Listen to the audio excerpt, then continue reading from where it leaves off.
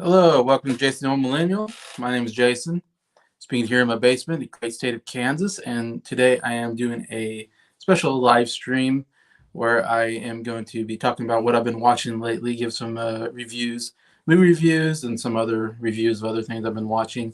Anyways, it's about the end of the month. It's May 30th, so it's a good time to cover what I've been watching this last month. A couple big movies. Like I said, I don't go to the movie. I did go to the movie theater one time, but I don't go to the movie theater all that often. I usually watch all my stuff on streaming or video on demand. So I usually catch all the stuff after it's been out in the theater. So all my reviews are a little bit late, unfortunately, and I apologize, but it's just a little more convenient, a little harder to go out to the theater and spend all that money on all that when I can just do it at home. But yeah, so yeah, I hope everybody's doing well. It's Tuesday, right after Memorial Day. So hope everybody had a good Memorial Day. I had a fine Memorial Day. Um, yeah, it's definitely feeling like summer. It's definitely getting pretty hot. It's getting hot in the house. I definitely have to put a lot of fans on me now because it's getting so hot. But yeah, I hope everybody's doing well and getting, keeping cool and all that. So gonna start talking about some non-movie things that I've been watching lately. I thought I'd cover on different streaming channels and stuff. First, I was going to talk about a show on Apple Plus called Schmigadoon, season two. I finished that a couple weeks ago. Schmigadoon is one of my favorite shows right now that I've been catching on. Only two seasons so far they've come out with.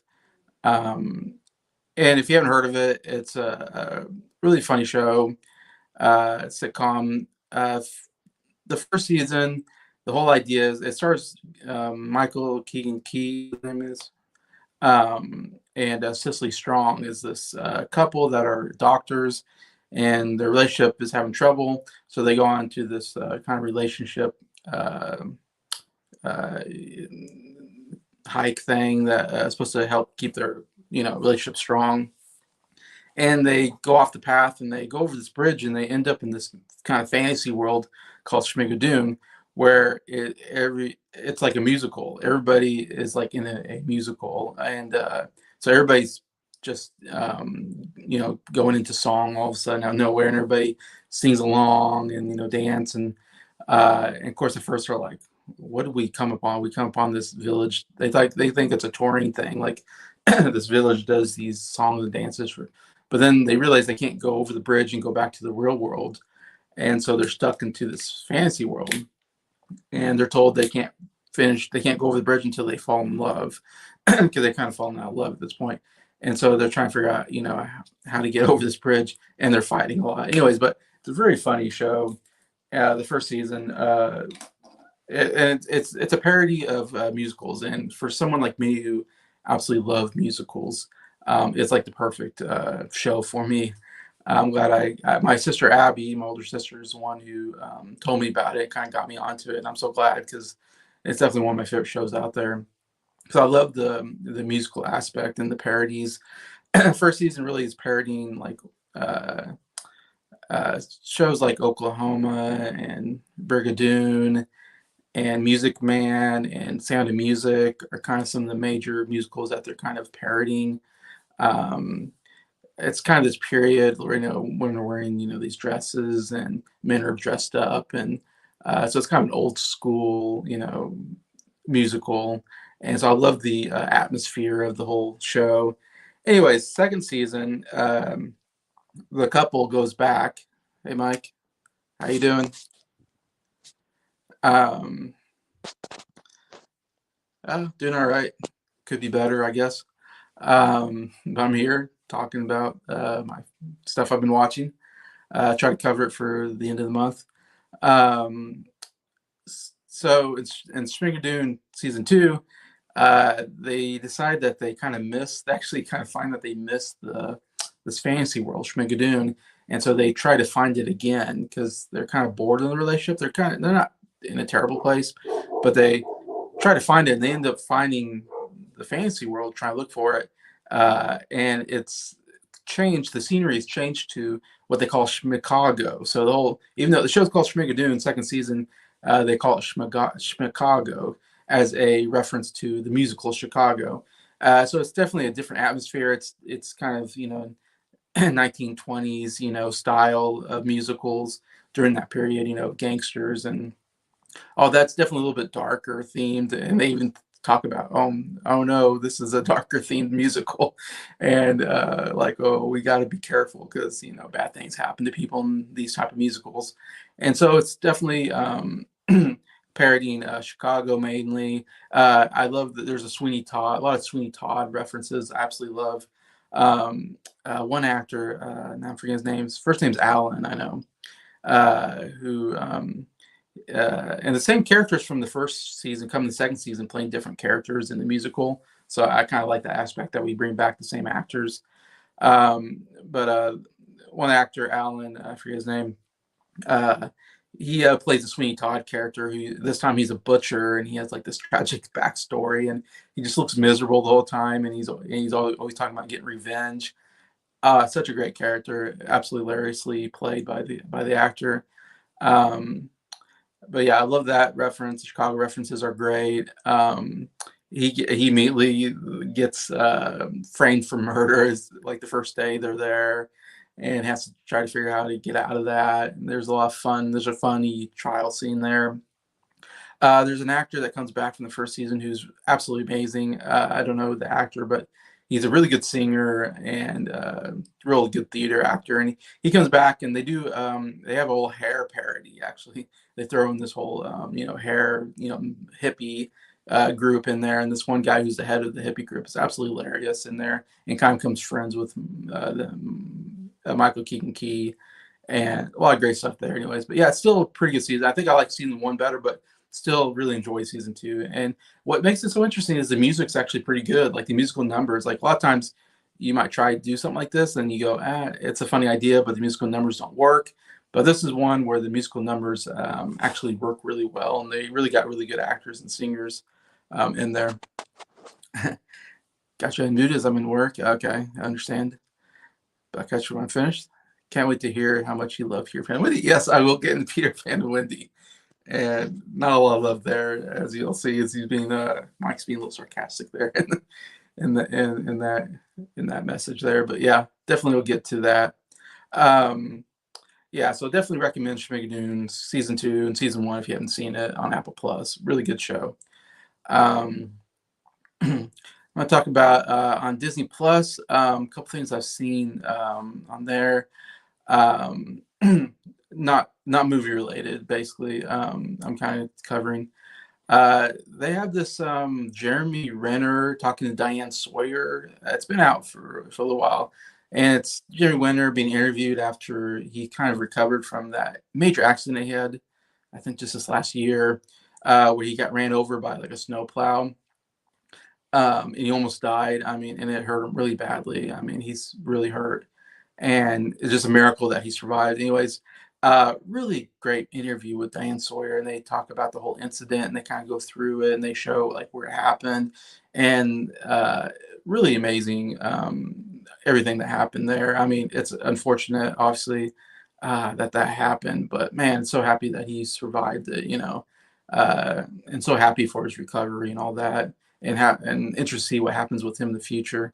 But he has a house in Nevada. I guess he grew up maybe in Nevada or something like that. So he has a house up in like the mountains kind of area or something. And it snows a lot during winter. I guess it just covers that place with snow, and you can't even get around. And he has like this huge, like almost like mansion or something like that. And so he has snow plows. So he plows the roads, not just for himself, but he even plows them for his neighbors in the area, so people can get around. So it's a very nice thing he does, and he does this, and he has a lot of family get together. I think he has a lot of siblings, if I remember right. He didn't talk about his dad, but he's very close to his mom, and he has a lot of nephews and nieces, cousins like that. And he invites them over to his house, I think during Christmas time, and they have a lot of good family get together. Anyways, while they're together, I think this happened like on January 1st or something like that, like happened of 2022, like if I remember right, it happened like right at the very beginning of the year. They were celebrating. It was with family, and he was out snow plowing, whatever. And his nephew was with him, and he his nephew was driving behind him, something like that. And he had to back it up, but he got out of the cab, and it's a huge machine. It's just a gigantic machine, and the wheels have like a track, so if you get caught in the track, it can just pull you down. Basically, what happened. And Jerry Winter kind of stood up on the track to look behind to see where his nephew was because he didn't want to back into his nephew, hurt his nephew. And it was a big mistake by him. I mean, it was not it was not a safe thing to do, and he recognized that, and he kind of blames himself for the whole thing. Um, but he felt pretty comfortable doing that, like he's done it before, and it's one of those things where it's like it's not safe, but he feels confident in being able to step out onto the track and not get hurt. But in this instance, he got caught on the track and got ran over by the thing, which is, I mean, it just crushes you. I mean, it's just so heavy, this machine, and he just got crushed by it. And I mean, he would have died if it was luckily someone came along at that time, saw him there, and called 911, which it took a long time. It took like 30 minutes or something like that for the ambulance to get up there because it has to go up the snowy mountain. And so it was a terrible situation. But this couple came across him and they just kept him alive. They just said, don't fall asleep. They just want to keep him awake. And they just kept encouraging him. Okay, keep going. And they're like, and they interview that couple, which is absolutely amazing part of the whole thing. That they just were like, man, we just want to keep this guy alive. And they didn't know, I don't think they even knew it was Jimmy Renner or who he was. They just like, we got to keep this guy alive. And so it's amazing. I mean, they saved his life by, doing all that. And somehow they got him back, and he broke so many bones in his body and punctured, maybe his lungs or something like that. His ribs are, broken, and his face. He had to do a lot of surgery, I think, to restructure his face and stuff like that. And uh, yeah, he was in the ICU for a while, and it was just, man, it just, his whole family's around him. And of course, they're all just devastated by it. He has a bunch of sisters, of course, and mom stood by him the whole time in the ICU, sat there all night. Uh, yeah, I mean, it was very sad, and watching it, I mean, I cried so many times just watching this interview, just so sad, just thinking, gosh, man, we almost lost him. And I already know Jimmy Renner, but I mean, I just don't want anybody to die. And just hearing him talk about that situation, it's talking and hearing his family talk about it just makes it tear up because they came pretty close to losing him. Anyway, so I highly recommend. It's only like a 40-minute interview, I want to say, on Disney Plus, but man, it's very emotional, but man, incredible. Makes you have more faith in humanity that these people came along and helped him out, and everybody and all the doctors and nurses saved his life, and he's still around. He's still very hurt. He's still recovering from that. He's starting to walk. As of the interview, he was starting to walk again, little by little. He still has a lot of pain. That's obviously going to take a while to get through that, and maybe have pain his whole life. Maybe he'll have trouble walking his whole life. His jaw hurts a lot because they had to really do a lot with his face. So I don't know. It's like, man, I don't know if we'll get him in acting again, but it doesn't matter. I'm just glad he's still alive. I mean, he seems like a nice guy, Jeremy Renner, real family guy in all this. And yeah, so it was a really good interview, I would say. Recommend it to anybody. Hey, Drew, glad to see you. But yeah, that was cool. Another Disney Plus thing I watched was they have a kind of a documentary on Ed Sheeran. Ed Sheeran just came out with a new album called Negative. I think I think they say it's a sixth album, but maybe it's fifth album of these. He has these albums. They all are named after a function. What do you call that? Like his first one's Plus, his second album's Times, I think. Third album's Divide, fourth album's Equals, and then now his fifth album Negative. And he's going on tour, of course. And yeah, I've listened to the album on Spotify. I've listened to it like maybe twice, and so far I'm like not into the album. And I'm a really big fan of Ed Sheeran. I have Equals, the album on vinyl, in fact, and I think it's actually a really good album. The last album he came out with, Equals. I think Divide definitely was his biggest album. Plus, and Divide are my two favorite. Um, I'm not as big on Times as much. And I think Eagles is really good. So he's coming up with some really good albums. He's one of my favorite artists out there. One of the biggest artists of the last decade for sure. And so I was really anticipating, this new album coming out. And I'm a little disappointed by it. I think there's like one really good song on there, but everything else kind of sounds similar and doesn't really hook me in or anything to sound anything different than he's ever done. So I don't know. I need to get maybe some more listens. I'm not sure, and maybe I'll catch on to it more. But they did come out with this kind of four documentary. It's like four episodes, maybe 45-minute episodes or something like that, covering Ed Sheeran as he's preparing for this like tour of this new album, and kind of going a little bit into his backstory of how he grew up and stuff like that. So if you want to learn more about Ed Sheeran, it's actually a really good documentary kind of to learn more about him. Here I got my sister Abby. Yeah, I was curious about the Ed Sheeran documentary. Yeah. If you like Ed Sheeran, I think it's definitely you should check out the documentary. Especially love seeing him as a kid. There's a lot of home videos of him as a kid. He was he's redheaded, kid. So and he looked kind of nerdy as a kid.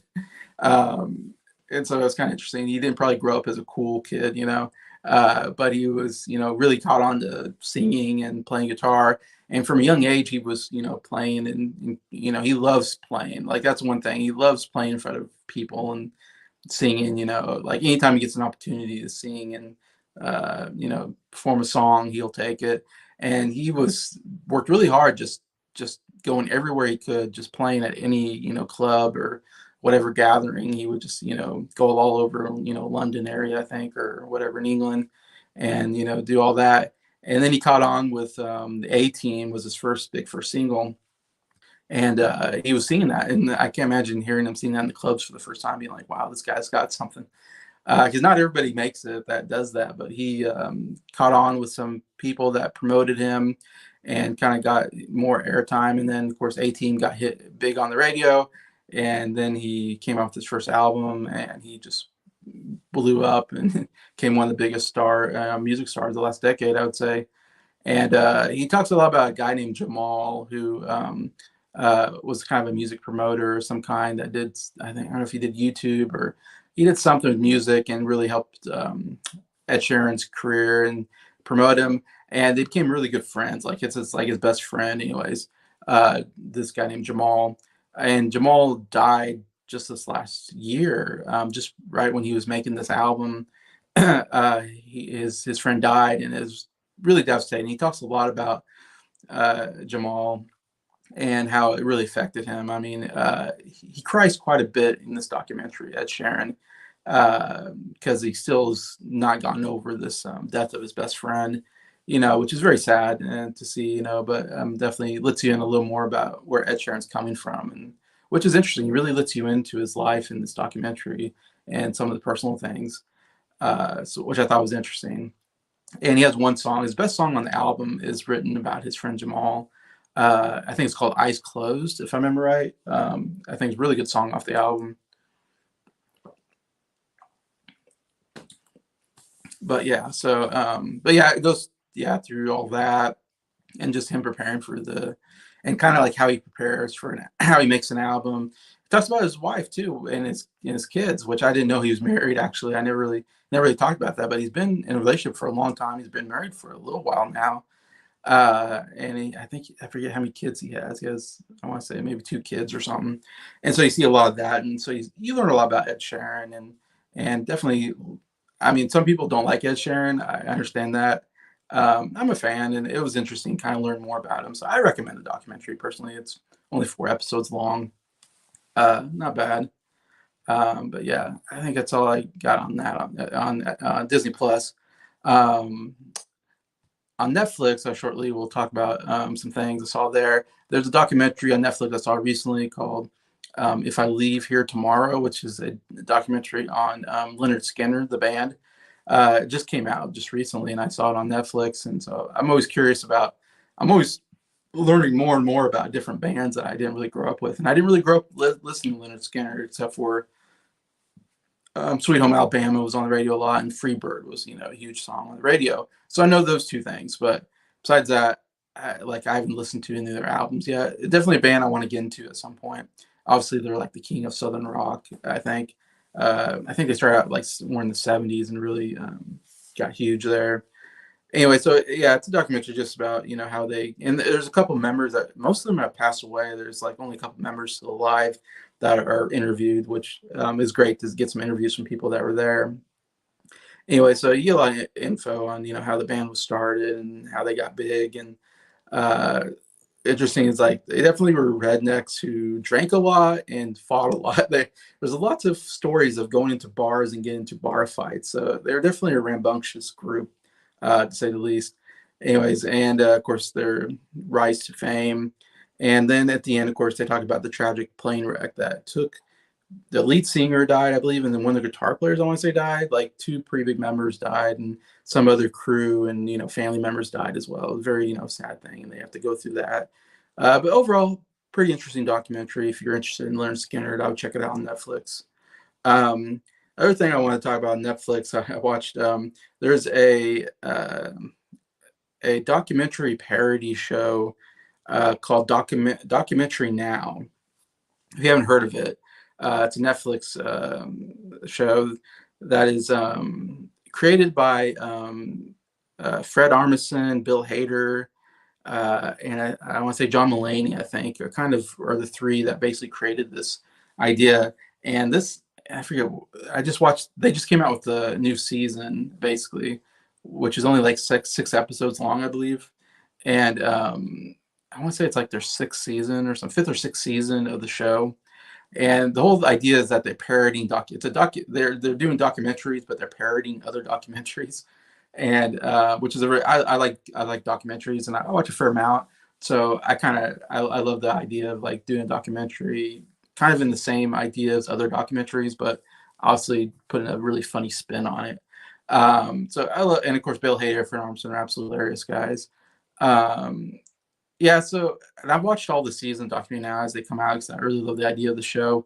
I would say it definitely isn't as strong now as it was at the beginning. Like the first season, I would say was like the best season of the show. Where like the first, I want to say 4 or 5 seasons, there's 7 episodes, and I would say in each season, like the first season, there's maybe four. Like they're not all good though. There's actually quite a bit of bad ones where it's kind of boring. I don't really get the references, but and some are okay, and then some are just absolute gold. Like you have to watch it. Um, I'd say like the first season, there's like maybe four really good episodes that are absolutely hilarious, and out of the seven, and then each season there's usually about two or three maybe good episodes. Unfortunately, they don't have like a complete season where it's like every episode works. I think they have a lot of two-parters where it's like part one of this documentary, part two. Like first season, they had like this documentary about a fake band that's kind of somewhat parodying the Eagles documentary on the band Eagles, and they had a two-parter on there that was actually pretty funny. Um, and they had some other great ones there, but I do like when they do those kind of parodies. Um, but this last season, I would say it was definitely the weakest season because there's 6 episodes. It's the shortest episode run. I only thought there was one really good documentary episode or one good episode out of this season that was really funny. All the other ones were pretty boring. There was one that was kind of funny, semi funny, kind of. And the other thing is, like Fred Armisen, I think shows up like in one episode, I should say. And I didn't see Bill Hader at all this last season. And the first season, Bill Hader and Fred Armisen were like in every single episode. And they would also they would basically star in the episodes, playing different characters, of course. And a lot of times they would help write it. I know John Mulaney would write a lot of episodes, and also know Seth Meyers would also write some episodes. So they had some good writers in there. This last season, like I said, it's like barely any Armisen or Hader. I don't know if they've just gotten bigger, and so there's still someone involved, but they're not involved in the acting part. So it's interesting. The actors are a lot of them are not known actors. There's a couple, fairly known actors in there, but a lot of people I just don't know who they are, but they're actually pretty funny. But there's one episode you have to watch. You should go document now, and I can't remember the name of the episode, but it's this documentary. It's kind of parodying Muhammad Ali, I would say, documentary. And it's this fake story of this I think they're in Wales or something like that. and it's like they have this sporting event where you throw rocks at each other, and that's like their big sport. And so there's two guys, and they have a divide line, and they just hurl rocks at each other until one of them gets knocked out, and the other one wins. And so it's this big sport, and they are covering it. And there's like this guy who's like the Muhammad Ali of rock throwing, who's like famous, and they interview him, and they cover him and his style, and they show, of course, obviously fake rocks, but they show all these throwing rocks and hitting people, and it's just like terrible. Like that's such a terrible idea for a sport, but absolutely hilarious. And they have these two guys that are like journalists, that are fake journalists, that are interviewed, that are covering. It's two. I'm trying to think now who the actors are. Two actually really well-known actors. I think one was John Rhys Davis. I think was one of the actors. Um, and then I forget who the other one is, but they're two like pretty good actors playing these two journalists, and it's absolutely hilarious. And they're talking about, oh, I remember that day when I covered this rock fight, and, and they're talking about it, and then they're even fighting between each other, and one guy's like talking about like I pinned this fight, and he gives like a name, and he goes, I was pretty proud of that. He keeps talking about like how proud he is of his articles that he writes on this sport, this fake sport or whatever. Anyway, so it goes to the story of this guy who's like the Muhammad Ali of like rock throwing, and he ends up going to jail. He gets into a political fight and throws a rock at like a politician and goes to jail or something. And so the whole thing is him coming back from jail and getting back into the rock fight. And there's this really huge guy who's like now like the king of rock throwing, and so he's almost like the George Foreman of like rock throwing now, because he's like just bigger and stronger than everybody and just hurling rocks, just killing people. And anyways, and he's kind of dumb though. It's hilarious. And but so it's kind of this documentary kind of showing his comeback. Like here's this guy's comeback into rock throwing, and so of course he's outmatched by this guy who's bigger than him. But it's hilarious. I guess I won't say everything about it, but it definitely kind of follows Muhammad Ali's type of like comeback coming in, and it's pretty funny. But that's the only funny documentary out there. But still, I would check it out all the seasons, because there's a couple real good gems in there if you like that kind of thing.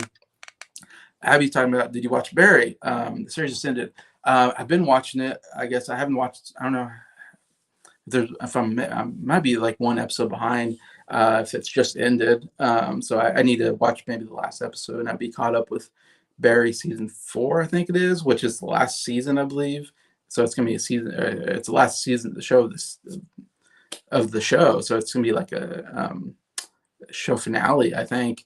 Yeah, and Barry, I'm like kind of like I really like season 2 is my favorite season, I think. And I wasn't as big a fan of season 3, and then season 4, I haven't really liked this last season.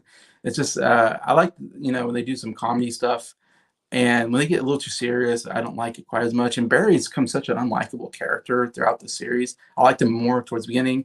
Also, NoHo Hank is my favorite character on the show, and he was absolutely hilarious in like season 2 and season 3. But season 4, he's not that funny. He's gotten more serious, I think. There's still some decent comedy moments here and there. And they do this like thing where they do this big time jump where they jump way into the future all of a sudden, and it really threw me off. Like I was confused about what was going on. So I don't know. I'm not as like, Barry's an okay show. Like I said, I really like season 2, but I don't know. The show's definitely doesn't feel like it feels like they're running out of ideas or something on that show. But I'll talk about it, I guess, more whenever I finish the series. Hey, Norin. So nice of you. Thank you, Norn. I know you just came off the video about WCW. I have to watch after this. And just to plug Norn Rad, we just did a video last Thursday on Bruce Lee. It was like 2 hours and 20-minute video. We cover all things Bruce Lee, about his movies, about his life.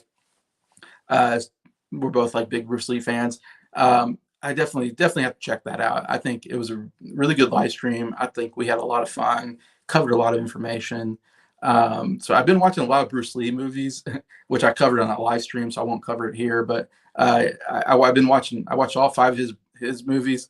Plus, I watched Game of Death 2, which is also on the Criterion Collection of Bruce Lee, which is kind of a crazy movie. anyways, I don't get into that, but not I wouldn't recommend that movie. But yeah, so I've been watching a lot of Bruce Lee stuff lately because of me and Horn were talking about Thursday, and so I feel like I've been watching other stuff because I've just been watching just not just Bruce Lee movies, but also the special features on there. But the Bruce Lee Criterion Collection is really cool. Collection of 7 discs. I recommend. See, Norn. Recently, just yesterday, watched Street Fighter from the '90s and some of the slasher TV show that Mike reviewed. Okay, yeah, Street Fighter. That was. I don't hate it. Like it's definitely not as good as I wish it would have been because I was a big fan of Street Fighter 2, the video game. Like I grew up, that was one of the first like video games I ever owned, and absolutely love that video game. And it's hard to make a movie off a video game where it's just people fighting. It's just a tournament fighting type game. Uh, and putting John Claude Van Damme as Guile, the American, when John Claude Van Damme's obviously Belgian, whatever, he has a Belgian accent. It was definitely a weird take on that, but he looks great, of course, and he's a big name, so it makes sense. Um, I do still have a little bit of nostalgia for that '90s show, that '90s movie.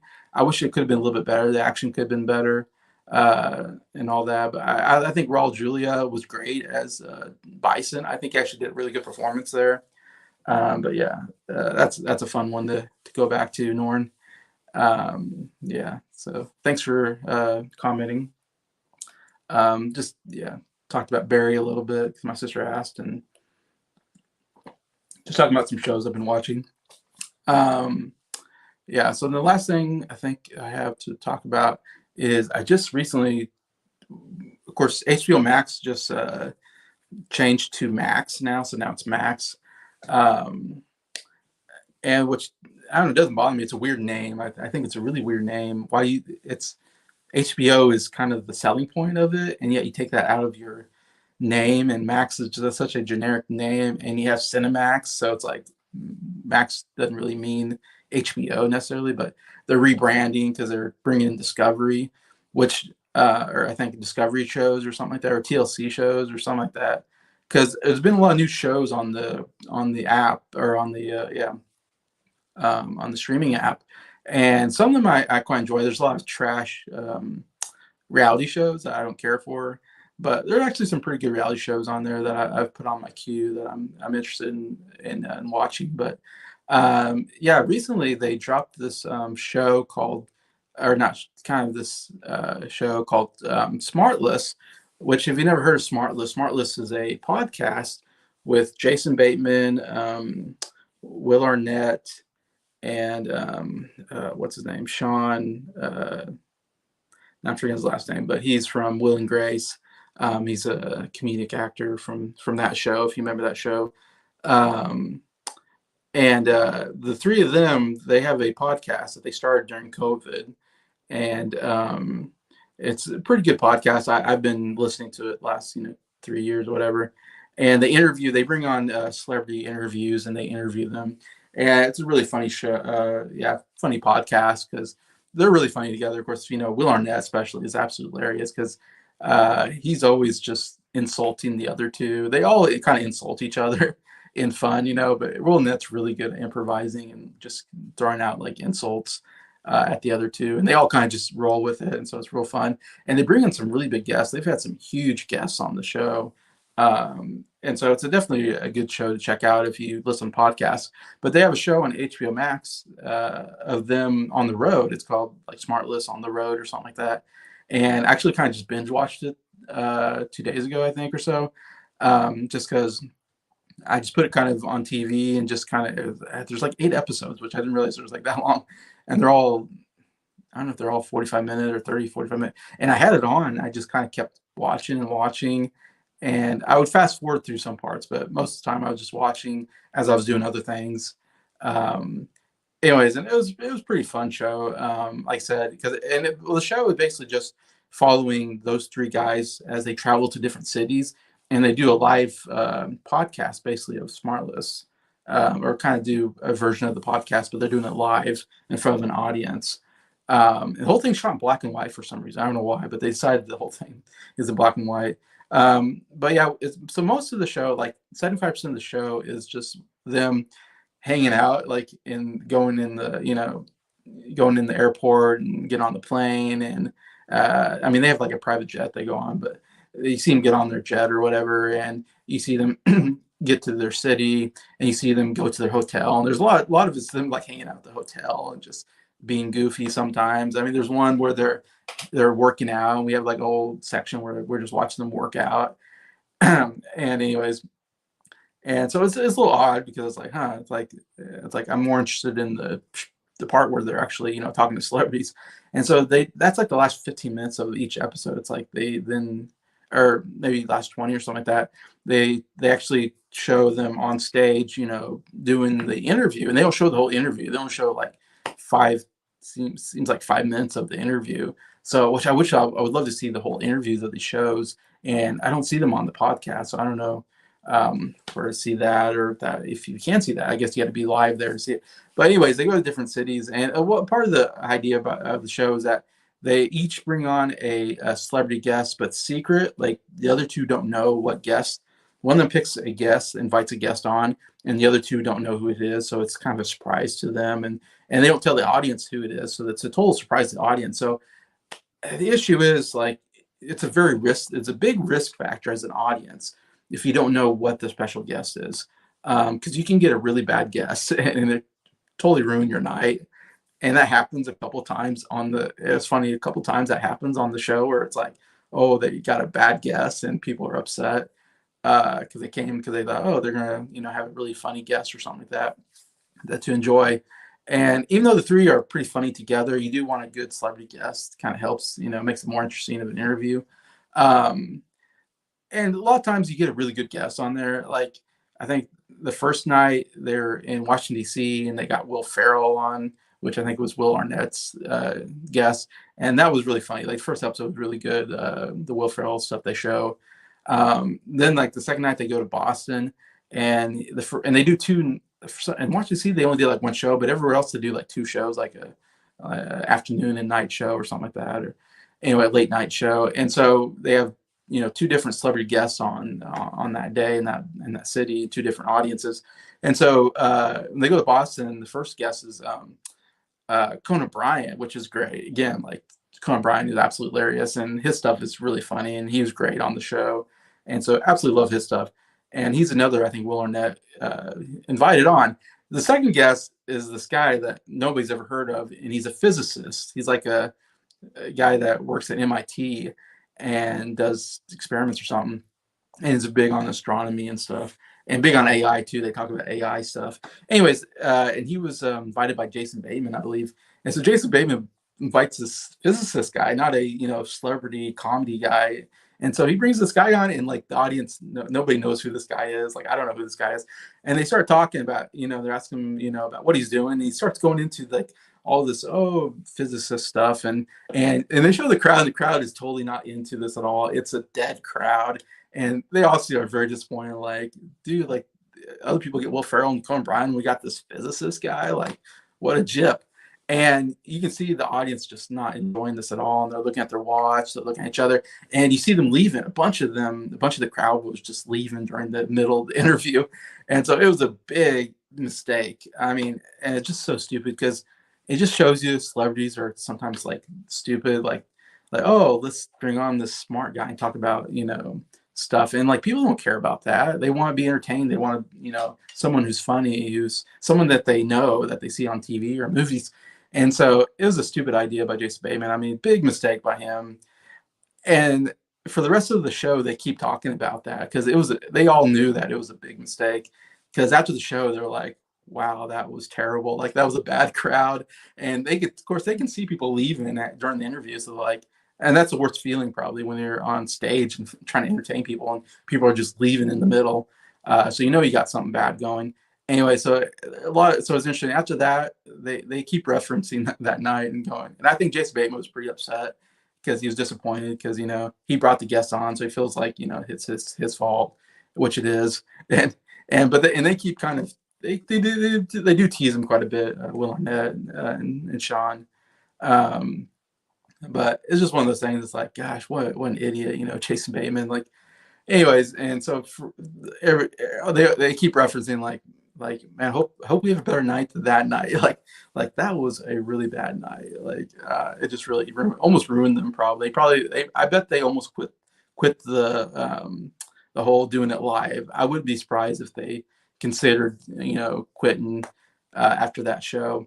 In fact, they did a QA. Like the next day, they go to uh, I know they go to Chicago at one point. They go to New York. I think they go to New York next, and they have a Q&A with the crowd. And one of the people in the crowd go like, "What were you thinking bringing on this physicist guy?" Like, and they're like, "Well, we thought he'd be interesting, and he's doing important things and stuff like that." You just tell like they were not happy, and tell the crowd was not happy about it. Anyways, but so they go to like other cities and they bring on other guests, and most of them are pretty good, I would say. Trying to think. I probably remember who else they brought David Letterman on for the New York one, which was not too bad. The other worst guest was they brought, I think they were in New York, in fact, and I don't know who brought it on, but I'm guessing Sean maybe. But I think it was Sean. They brought on AOC, who's like a House Representative from New York. And so, of course, I fast forward through it because I don't want to hear AOC talk. Like, who cares about what she says? And you can tell the crowd was not happy, though. From what I saw, I think the crowd was not happy getting AOC. In fact, they got Bradley Cooper to come on towards the end because Bradley Cooper was in town, and so they asked Bradley Cooper to come in as a joke. Like they say, anyway, so they kind of do this thing where he comes on, and you tell the crowd was more happy when Bradley Cooper came on stage, and he kind of stayed on for the last like part of the interview with AOC. Um, and yeah, it was just, to me, another one was like, man, that was a really stupid idea having AOC on there. Like, nobody wants AOC. Nobody wants to listen to her talk. Like, in fact, a lot of people don't want to hear her talk at all. So it's like, she's a very divisive person.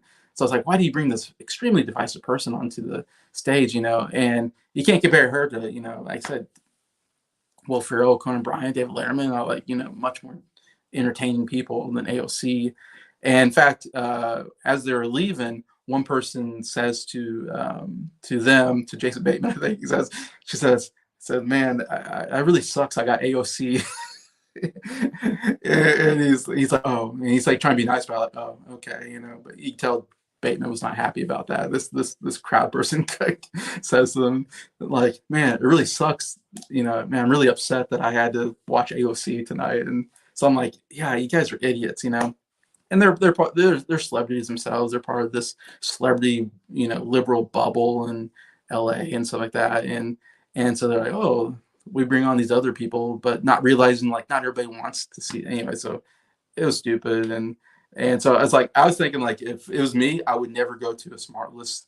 If they did a Smartless roadshow, of course they never come in Kansas, but if they were coming anywhere near here, like I would not go to the show because I wouldn't know who they'd bring on. They'd bring on someone stupid, and I wouldn't want to. I'd be so disappointed if I had AOC. I'd be like, I'd just walk out as soon as I saw her come out. I'd be like, I'm out of here. Like, I'm not sitting here listening to this.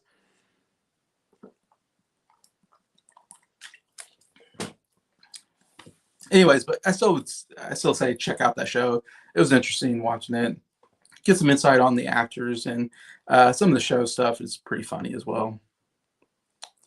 Let's see. I remember that you started watching Where the Crawdad Sing, but didn't finish it. That is true. I watched like 10 minutes of Where the Crawdad Sings, and there's a scene where there's like a backstory of this girl, and as a kid, and her dad was like this drunk, abusive guy, and he like hits his kids and he slaps his wife, and I was like, okay, I'm done with this movie. Like, I don't like seeing kids abused or women abused. So, and it's probably only one scene in the movie, but it just totally killed the whole movie vibe for me. And I was like, I don't need this anyway. So yeah, I did quit Where the Crawdad Sings after like 10 minutes. Um, so okay, I watched it yesterday and liked it. Okay, so you liked it. I would say it's more geared towards female, so it may not be a cup of tea. Yeah, probably. It didn't look that interesting to begin with. It looked like a boring independent movie, in my opinion. So it didn't interest me in the first place, but I was like, oh, I'll check it out. Got about 10 minutes into it. I was like, okay, I can't take, a guy abusing women and children. So I just kind of cut out of it. Maybe if I kept on, it'd get better. But I just like, I don't care enough to keep going on this movie. Anyways, but yeah, that's I know it took about 45 minutes, but just covering some non-movie stuff that I've been watching lately because I do watch shows and documentaries and all that kind of stuff. So there's definitely some other stuff to watch out there. But yeah, getting to some movies that I've been watching recently. Um, some came out this year, some came out like a year ago. So I'm covering kind of movies that came out recently that I've been watching. I guess I'll start with some Netflix shows or Netflix movies I've been watching that came out a year ago. First, I watched a movie called Home Team, starring Kevin James. Um, and this came out last year on Netflix. It's a Netflix movie. It's definitely like, an Adam Sandler type movie. It's, one of his like part of his producing company producing it. Because honestly, you got Kevin James, who's in a lot of Adam Sandler movies. They're definitely like really good friends. Rob Schneider's in here, who's in every single Adam Sandler movie. Um, his wife, Adam Sandler's wife, is like one of the main characters. His nephew is in the movie, and his daughter's in the movie, and even Kevin James's brother is in the movie as well. So definitely a lot of family members and people that are in a lot of Adam Sandler movies are in here. And I don't think this gets a very good. The movie I don't think gets very good reviews, and I think most of that is just because people don't like Adam Sandler type stuff and Kevin James, and because their comedy is definitely a little goofier, a little more immature a lot of the times, and it turns people off, which I totally get. And so it took me a year to finally get around to watching this because I think I've had it on my Netflix queue ever since it came out in 2022, and I kept thinking, oh, I'm gonna watch this one day, but I have just on Netflix the queue like is like it's like 100 movies long and shows. There's so many movies and shows I have on there that I want to watch, and so it takes me a while sometimes to get to certain movies. But I finally got around to this one. This one I've been like kind of like not totally excited to watch it, but I was like, it seemed like it'd be an easy watch. Maybe get a couple laughs out of it. And the movie, if you don't know, Home Team is based loosely based on a real live event or true story of I believe his name is Sean Payton, if I remember right. He was or he's, I don't know if he's coaching still, but I'm sure he is. He was coaching New Orleans Saints, and in fact, they won a Super Bowl with what's his name, Drew, really good quarterback. Um, and he was the coach, so he's a Super Bowl winning coach. I mean, he's a really good coach. And I don't know if he's still coaching with New Orleans. I don't follow New Orleans that closely. But anyways, after he won a Super Bowl, like I don't know if it was a year after something like that, this big scandal came out where in real life this big scandal came out of this coach Sean Payton, who paid players to if they hurt other players, like and they had a name for it. Now I'm forgetting something gate or whatever, and yeah, so it came out that he would like as an incentive, I guess, if the defense tackles and hurts a guy on the other team, that he'd pay them more. I think was the scandal, if I remember right. And it was it's huge, and he got suspended for a whole year. Like he couldn't coach for a whole year. And so in real life, this happened that Sean Payton went back home and just he coached like his son's like pee wee football team for like a year, and then went back and coached, I think, for New Orleans Saints after that. So it's kind of an interesting story in that sense, like having a Super Bowl winning coach, all of a sudden coaching a Pee Wee football team. Uh, it's kind of a wild story. And so they take it and they bring Kevin James, which Kevin James doesn't really look that much like Sean Payton, but so they do that whole storyline with that. And Kevin James plays Sean Payton. Um, uh, Adam Sandler's wife plays his ex-wife, and Rob Schneider plays her new husband, and he has a son with his ex-wife, and I think Cold or something like that. And so he goes back home because he has a year where he's not coaching, so he's just going back to spend more time with his son, and there's obviously a lot of the movie is about his relationship with his son, and his son doesn't like him, and they have a really bad relationship because he's not around a lot and all this. And so it's a lot of trying to get get that relationship stronger and try to get back into that because he hasn't been like the best dad and all that, I guess. Anyways, and so it's really about that. And so he goes to his son's football game and he's watching it, and he goes down and kind of gives some pointers to the head coach, which is played by Taylor Lautner actually. And so then Kevin James's brother plays like assistant coach, who's just a off the wall kind of goofball, kind of a comedy character. And anyways, and he kind of gets some advice, and then Taylor Lautner was like, "Hey, how about you coach the team?" And basically invites him, and he's like, at first he's like, "No, I can't do that," But then he kind of sees the opportunity to get closer to his son, so then he takes the job in the movie. And the thing about it is, Kevin James is not like goofy like he normally is. He's actually a little more straighter, more of the straight man, and he's a little more serious, I'd say, in a sense. Um, he's not doing physical comedy really or anything like that, and he's kind of more the serious character. While he has other guys like Rob Schneider is obviously very goofy. He's like kind of this goofy hippie guy who I don't know if he has a job. He meditates a lot, and like he invents like his own like protein bar, which makes people sick evidently. So you got stuff like that, and some serious moments between him and his son. There. But so I like that we see Kevin James not being just and what I think helps the movie is that he's not this total goofball like he normally is, and definitely taking a more serious role towards it. And I mean, it's not a serious drama; it's definitely a comedy. It's definitely supposed to be kind of goofy comedy at times. But I think he actually gave a really good performance here. And actually, it still kind of has some goofy moments. Like, like I said, I think a lot of the actors did a good job. The kids are always annoying. That's always the problem when you do stuff like that. But I like the fact that they don't really concentrate too much on the kids. They concentrate more on the adults around the kids. So that helps the movie, I think.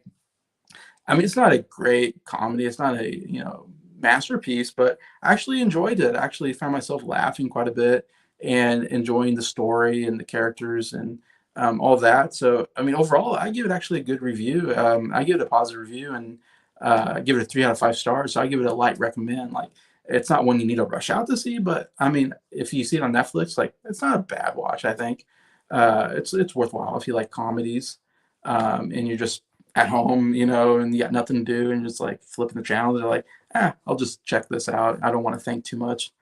It's that kind of comedy, so I think it's fine.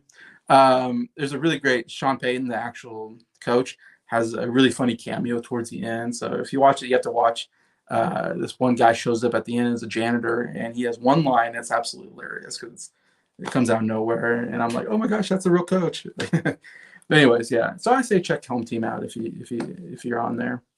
The second Netflix show, another one that came out last year that I'm just now getting to, is called Day Shift, and it stars Jamie Foxx, which I know Jamie Foxx has actually like been in the hospital lately, and he's been having some big health problems. So I hope he's okay.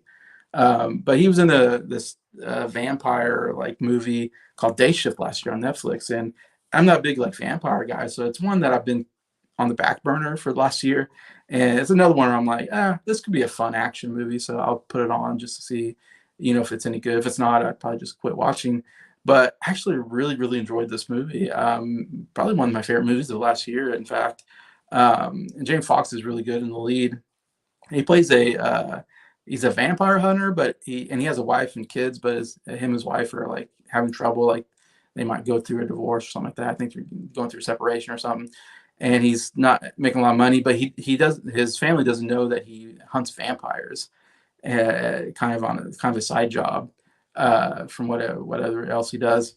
And he's not making a lot of money because he's not in like the union. There's like in the whole movie, there's like kind of like this union that you can get into, but he doesn't want to, pay the rules, I think, of the union. So he kind of is independent, but he doesn't make as much money because he kills vampires and he takes their teeth, and then he takes it to like this pawn shop place and sells the teeth for money, I guess.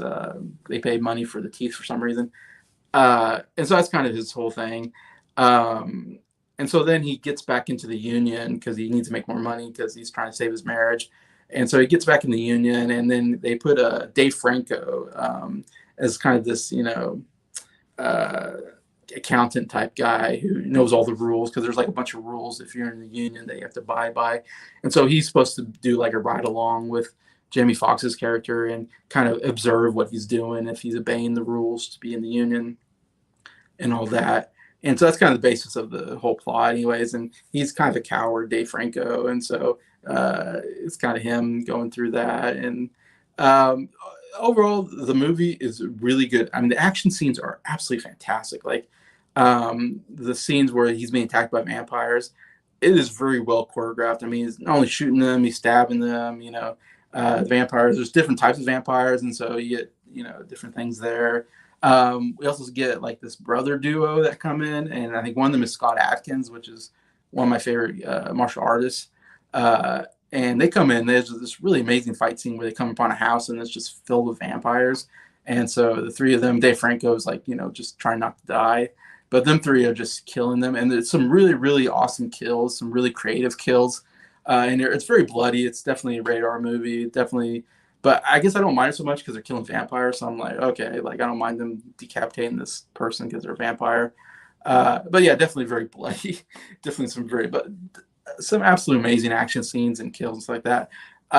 But yeah, overall, a real fun story. Jamie Foxx is always great. I love him because he can do action, he can do serious, but he can do comedy. And so this definitely has more of a comedy mixed in with action in it. So it's kind of my type of movie. I do love a good action comedy. So it works really well. Snoop Dogg comes in and he's called like Big John or something like that, which it's like, okay, I guess he's kind of tall. He's a skinny guy, but he's kind of tall. And he actually has some good action scenes in there as well, which was interesting to see Snoop Dogg in there as this kind of real tough guy. Anyway, overall, I really enjoyed Day Shift. I think it was one of the best movies came out last year, in fact. One of my favorite anyways. So definitely check that out if you haven't on Netflix. If you can take some violence, some blood, and all that. I thought it was a good movie. But yeah, so those are two I think I've seen on Netflix recently, or that are just on Netflix of last year. Um, I guess I'll go over actually a movie that I just saw. The last movie actually I really saw. I finally caught around to watching an Apple Plus movie actually called Coda, CODA, which stands for Children of Deaf Adults. And this is one I've been wanting to get around to for a while. I've just been pushing off. Finally, I was like, I got to watch this because it won Best Picture for 2021. So obviously, it was a big movie for that reason, and it was the first movie from a streaming platform to win Best Picture, which it was Apple Plus show movie. So, and it kind of was a underdog movie that came out of nowhere. Because I think Power of the Dog was kind of the front runner, I thought, for Best Picture from Netflix. So I thought Netflix was going to get the first streaming movie in. But Code actually ended up kind of coming from behind and started getting some momentum at the end of the award season and ended up winning Best Picture, which was somewhat of a surprise. I mean, because it wasn't a really well-known movie. Like I said, it wasn't in the theater, so I don't know. It's hard to say. Was it popular? Did it do very well? I don't know how you judge it when it's not in the theater necessarily, but it's an only Apple Plus. That's the only problem. Is like you have to have Apple Plus to get to it because it's not on physical media at all. So you have to go to Apple Plus to get it, unfortunately. Which is why it took me a long time to finally get around to watching it. Anyway, so yeah, I finally got around, watched it. Yeah, to be honest, I think it's not as good as I think it's been reviewed, or it's not a Best Picture winner, I would say. And the whole movie is this girl, and her parents are deaf, and her brother's deaf, and she's not. She's not deaf, and so they work, and her parents own a fishing like boat, and they work for some company or some union maybe, where they go out and catch fish and sell them. And so she helps out with that, and a lot of it is because she can communicate with other people, because she can interpret it for her dad and brother who only do sign language, to, of course, people who don't know sign language. So she does a lot of interpretations. That's why she's kind of very valuable to the family in the business, something like that. But they go into that in the business having some trouble, the fishing business. And when there's a thing where she at school, she's, of course, she like, there's a boy that she has a crush on, and and they're trying to pick like some classes or something, and she hears that he's going to be in choir, so she joins the choir just because she has like this crush on this boy. And she she's really nervous about singing because she sings, but yet she sings with deaf people around, so she doesn't know. No one's ever said, "Hey, you got a good singing voice." So she doesn't know, but it turns out she has like a really good singing voice, and so she kind of discovers it through this choir class, and it comes kind of almost as inspirational, like, thing where the teachers, pushing her to go to college on a singing scholarship that he thinks that she can, get a scholarship through singing. But this whole thing is like, that would be, she loves that idea. It's like, becomes kind of a dream of hers to like, wow, this is like me doing my own thing. And of course, the problem is, being with her family. Like, if she goes away from the family business, then that's going to make it harder for her parent, her dad, because they need someone who can communicate between, people that can hear and people that can't.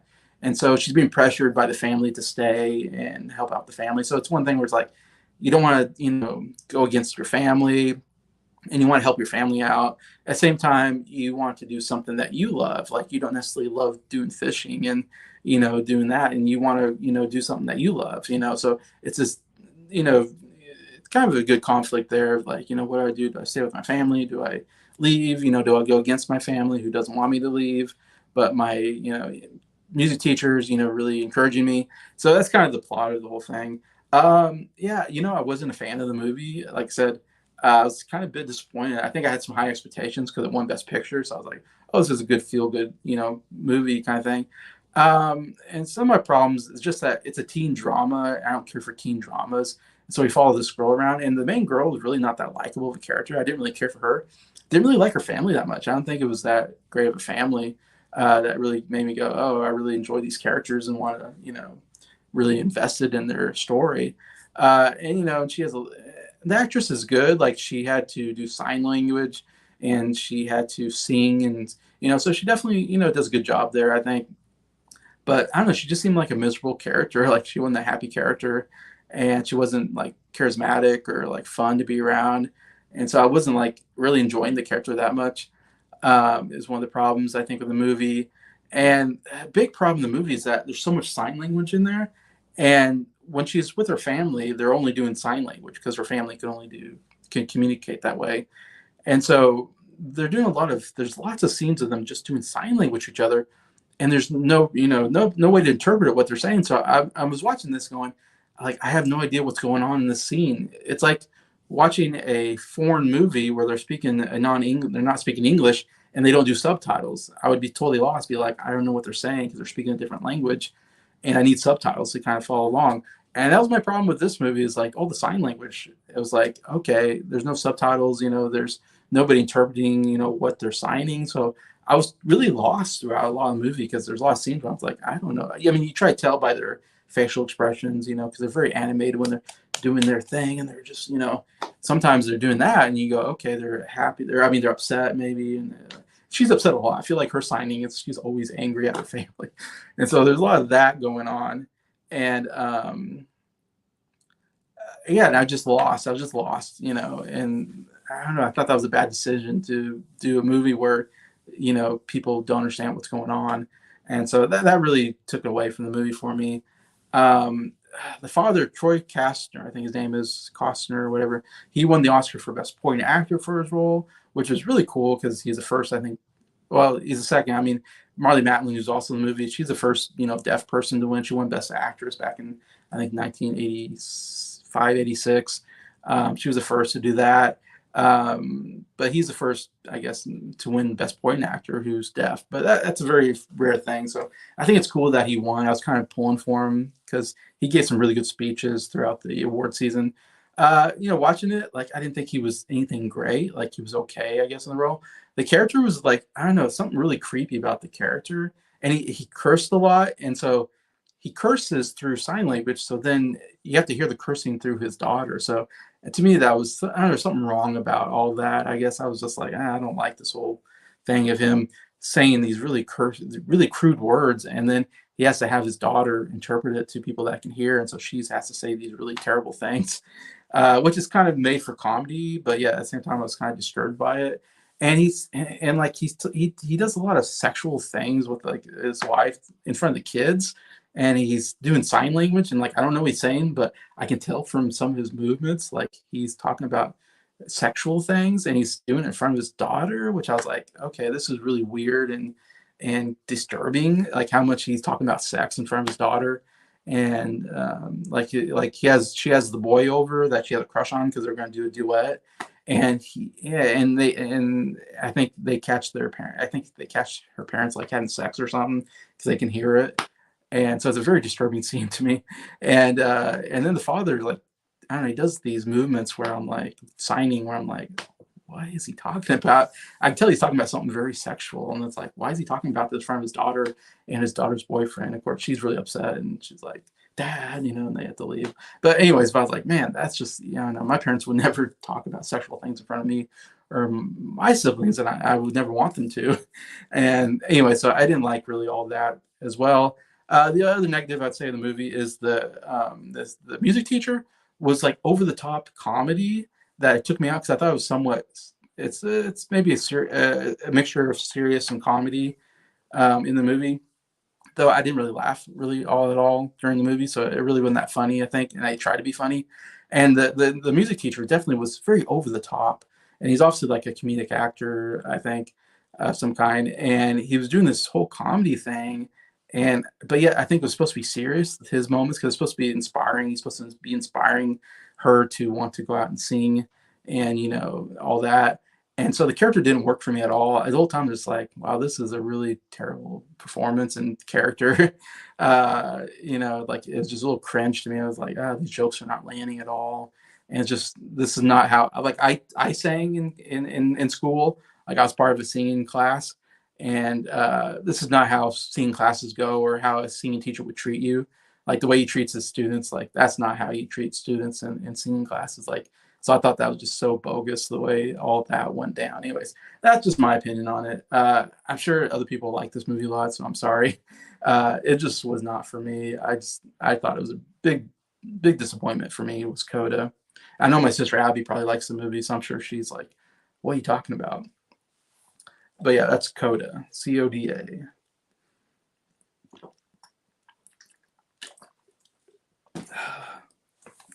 All right. I'm gonna talk about a movie I just really watched recently. It just came out. It's funny, it just came out in theaters like a month ago, and it's already on video on demand. So I actually watched it on video on demand. But it's a movie I've been wanting to watch. It's called Big George Foreman, which is the story of George Foreman, as you know, him, kind of his whole story of his life. And actually, I've been I don't know, I've been kind of interested in boxing lately. I've been watching a lot of boxing YouTube videos of like major boxers like Muhammad Ali, George Foreman. Um, Mike Tyson. I always like watching Mike Tyson for some reason. He's always an interesting boxer because he just, man, once he starts pounding on you, it's like it's out, like it's over. I don't know. I don't watch boxing normally, but I'm kind of been intrigued by watching documentaries on different boxers, who are the major boxers out there, and watching some clips of boxing matches because I know there's something fun about watching a guy pummel another guy, I guess, and watching someone knock him out and go, oh, wow, that was a hit. But yeah, so I was actually kind of intrigued by George Foreman's story because I didn't really know much about it. And then I recently watched a documentary on him, and it made me go, wow, they should really make a movie. And then next thing I know, there's a movie about him. So I was like, oh, they're already making a movie about George Foreman. So I was like, well, that's cool. But yeah, and just go about his real story. Like, he grew up in I forget where he grew up exactly, but he grew up in a poor, family, single mother, no father, like 5 kids. They grew up really, really poor, and he kind of he was a big guy. He was always kind of a big kid, and he was like 6'5" or something like that, I think, when he grew up. Anyway, so into his teenage years, he was committing crimes, and I think George Foreman's talked about this in interviews I've seen. He was robbing people, and he was a bad person. And he needed to get his life together. He ended up going to, I think it was called like was it Peace Corps or something like that. He went into, and when he was there, he got introduced to boxing, and for the first time. And of course, being this 6'5" dude, this pretty strong guy, he took to boxing pretty quickly. It feels like it wasn't not long after he just got into boxing, he was all of a sudden went to the Olympics and won a gold medal at the Olympics. I mean, like, and he's fairly new at boxing, and he's already winning gold medals. He then went professional after that, and really, of course, his goal from the beginning was be the champion, which is a pretty high, pretty hefty goal to have. And he rose up the ranks pretty quickly. And it's not the most like, different boxers have different techniques and different, styles. And, Muhammad Ali was really good at dancing around opponents. And even though he had power, his main thing was I think he was really good at dodging and moving around opponents. And he's very quick. Uh, and then you got someone like George Foreman, who's really not about being fast or being, bouncing around. He was just about power. He was just bam. When he hit you really, really hard. And because he was big and strong, it was mostly, and he didn't really last very long in matches. Like he usually just knocked you out pretty quickly because he didn't really have like the stamina to really go like long rounds and stuff like that. And so it was like if you can keep him going, for long rounds, you might have a chance. But most of the time, if he gets one good punch on you, you're gone. That was kind of his whole strategy, is just to hit you with a really good punch. Um, anyway, so he eventually, beat. I don't know if it was Ken Norton. No, it wasn't Ken Norton. But eventually, and I'm forgetting the name. It was a big boxer, I believe. He beat. And he was somewhat of an underdog, I think, because he was new. And this guy, Muhammad Ali, was champ, but Muhammad Ali had to give up the belt because he dodged the draft and all that, and so he was suspended for a couple of years when he couldn't box. And so it gave opportunity for other boxers to come in.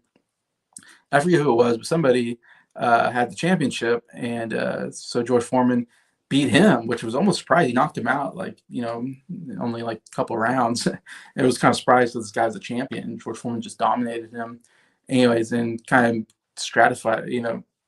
He shot up as this big champ, one of the great champions. He's considered one of the great champions of all time.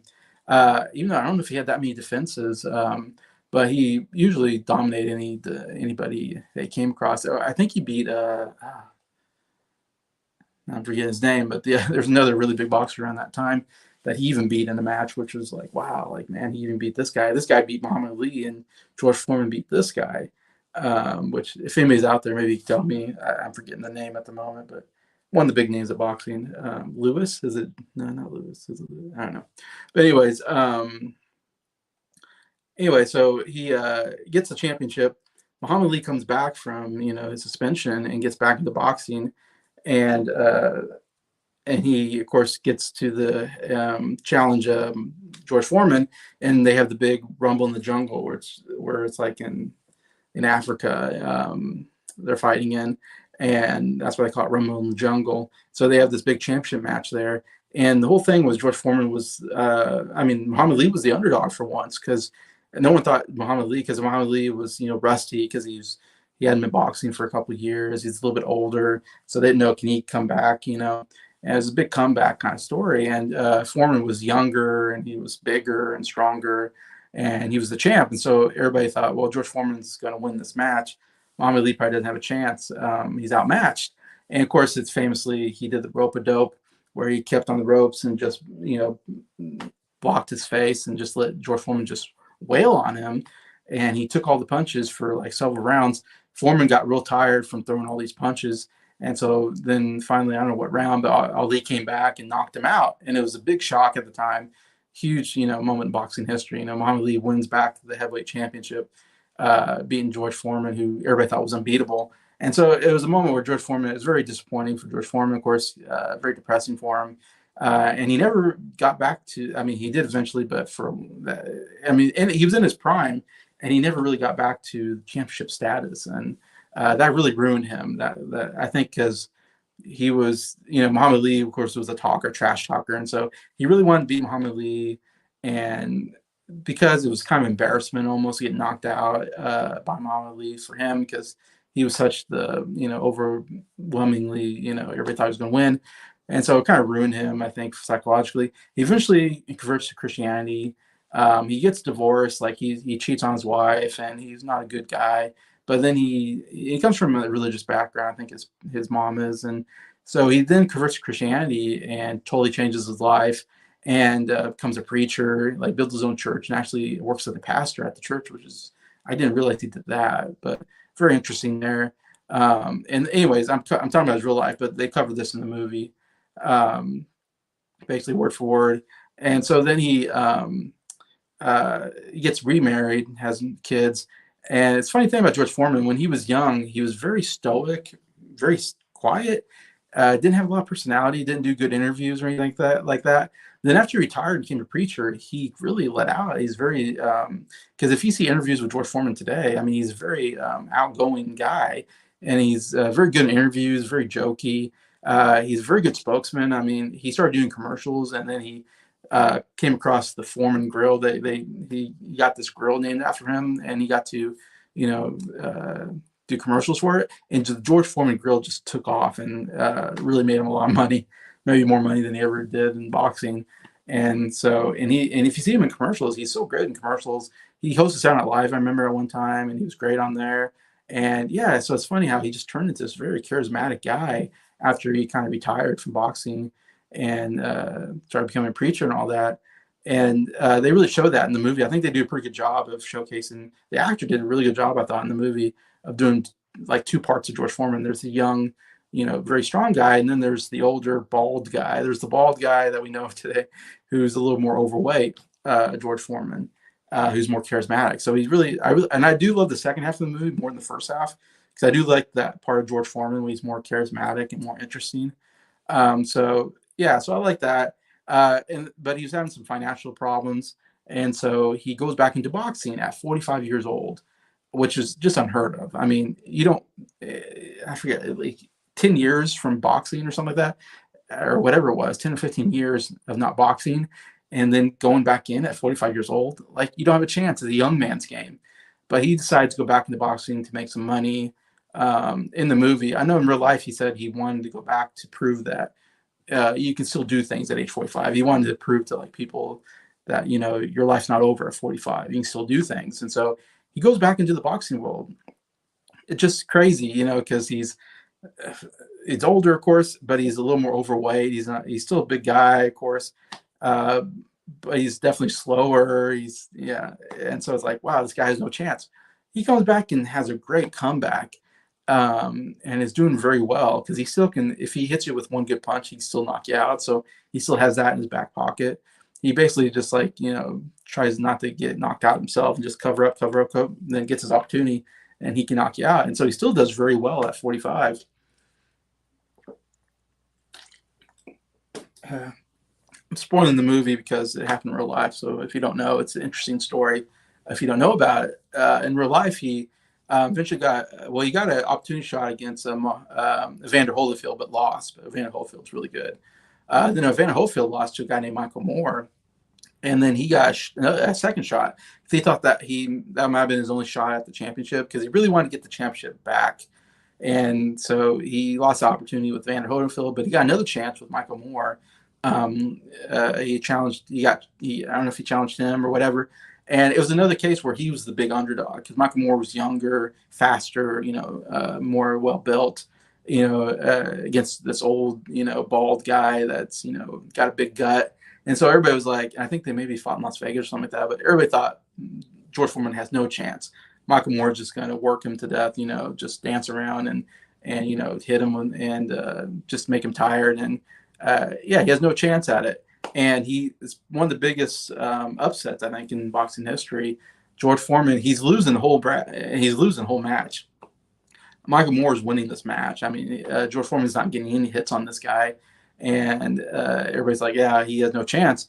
But George Foreman got one good punch. He got his opportunity. He just waits his opportunity, and he saw an opening, got him right in the chin, knocked him out, knocked the champ out, became the new champion at age 45. The only person to do this. I mean, the oldest champion, I think, still to this day. No one wins at 45 years old. So he wins the championship at 45 years old. And it's such a cool story because, he gets the monkey off his back that he lost to Muhammad Ali, and that was an embarrassing loss to him at the time. And now for him to switch roles and be the underdog to make the upset, instead of being upsetted, he was the guy who did the upset.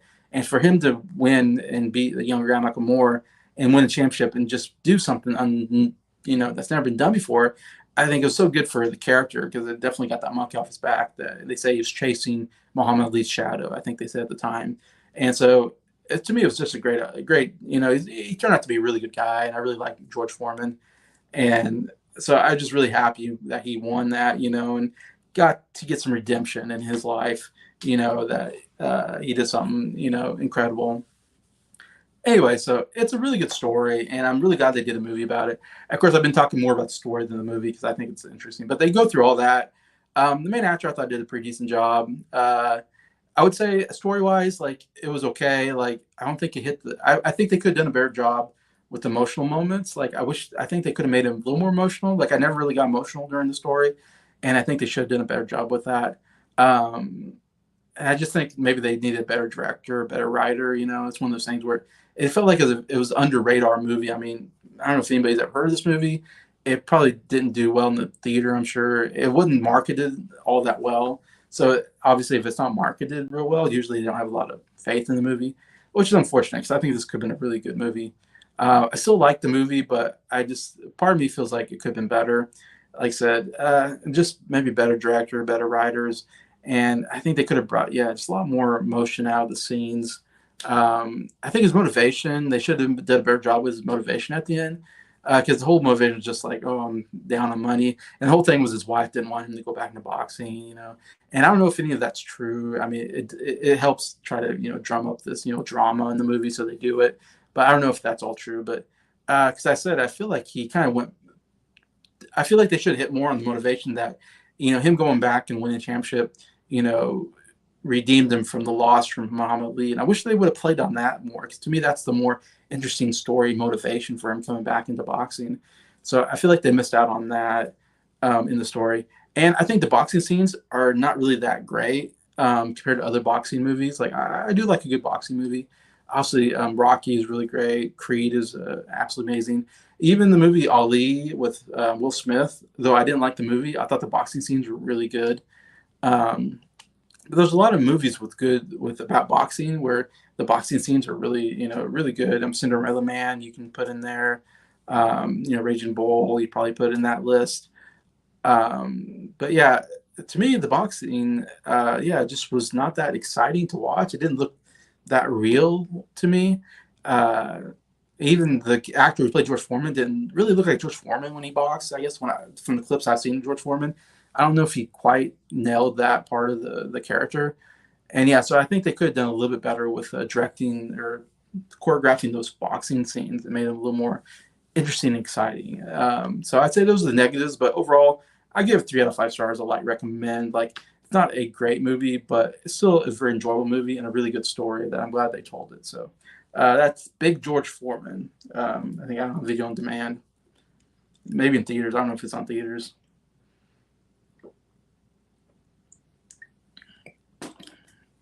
All right, next I'm going to talk about a movie that came out kind of last year, this year. It's hard to say.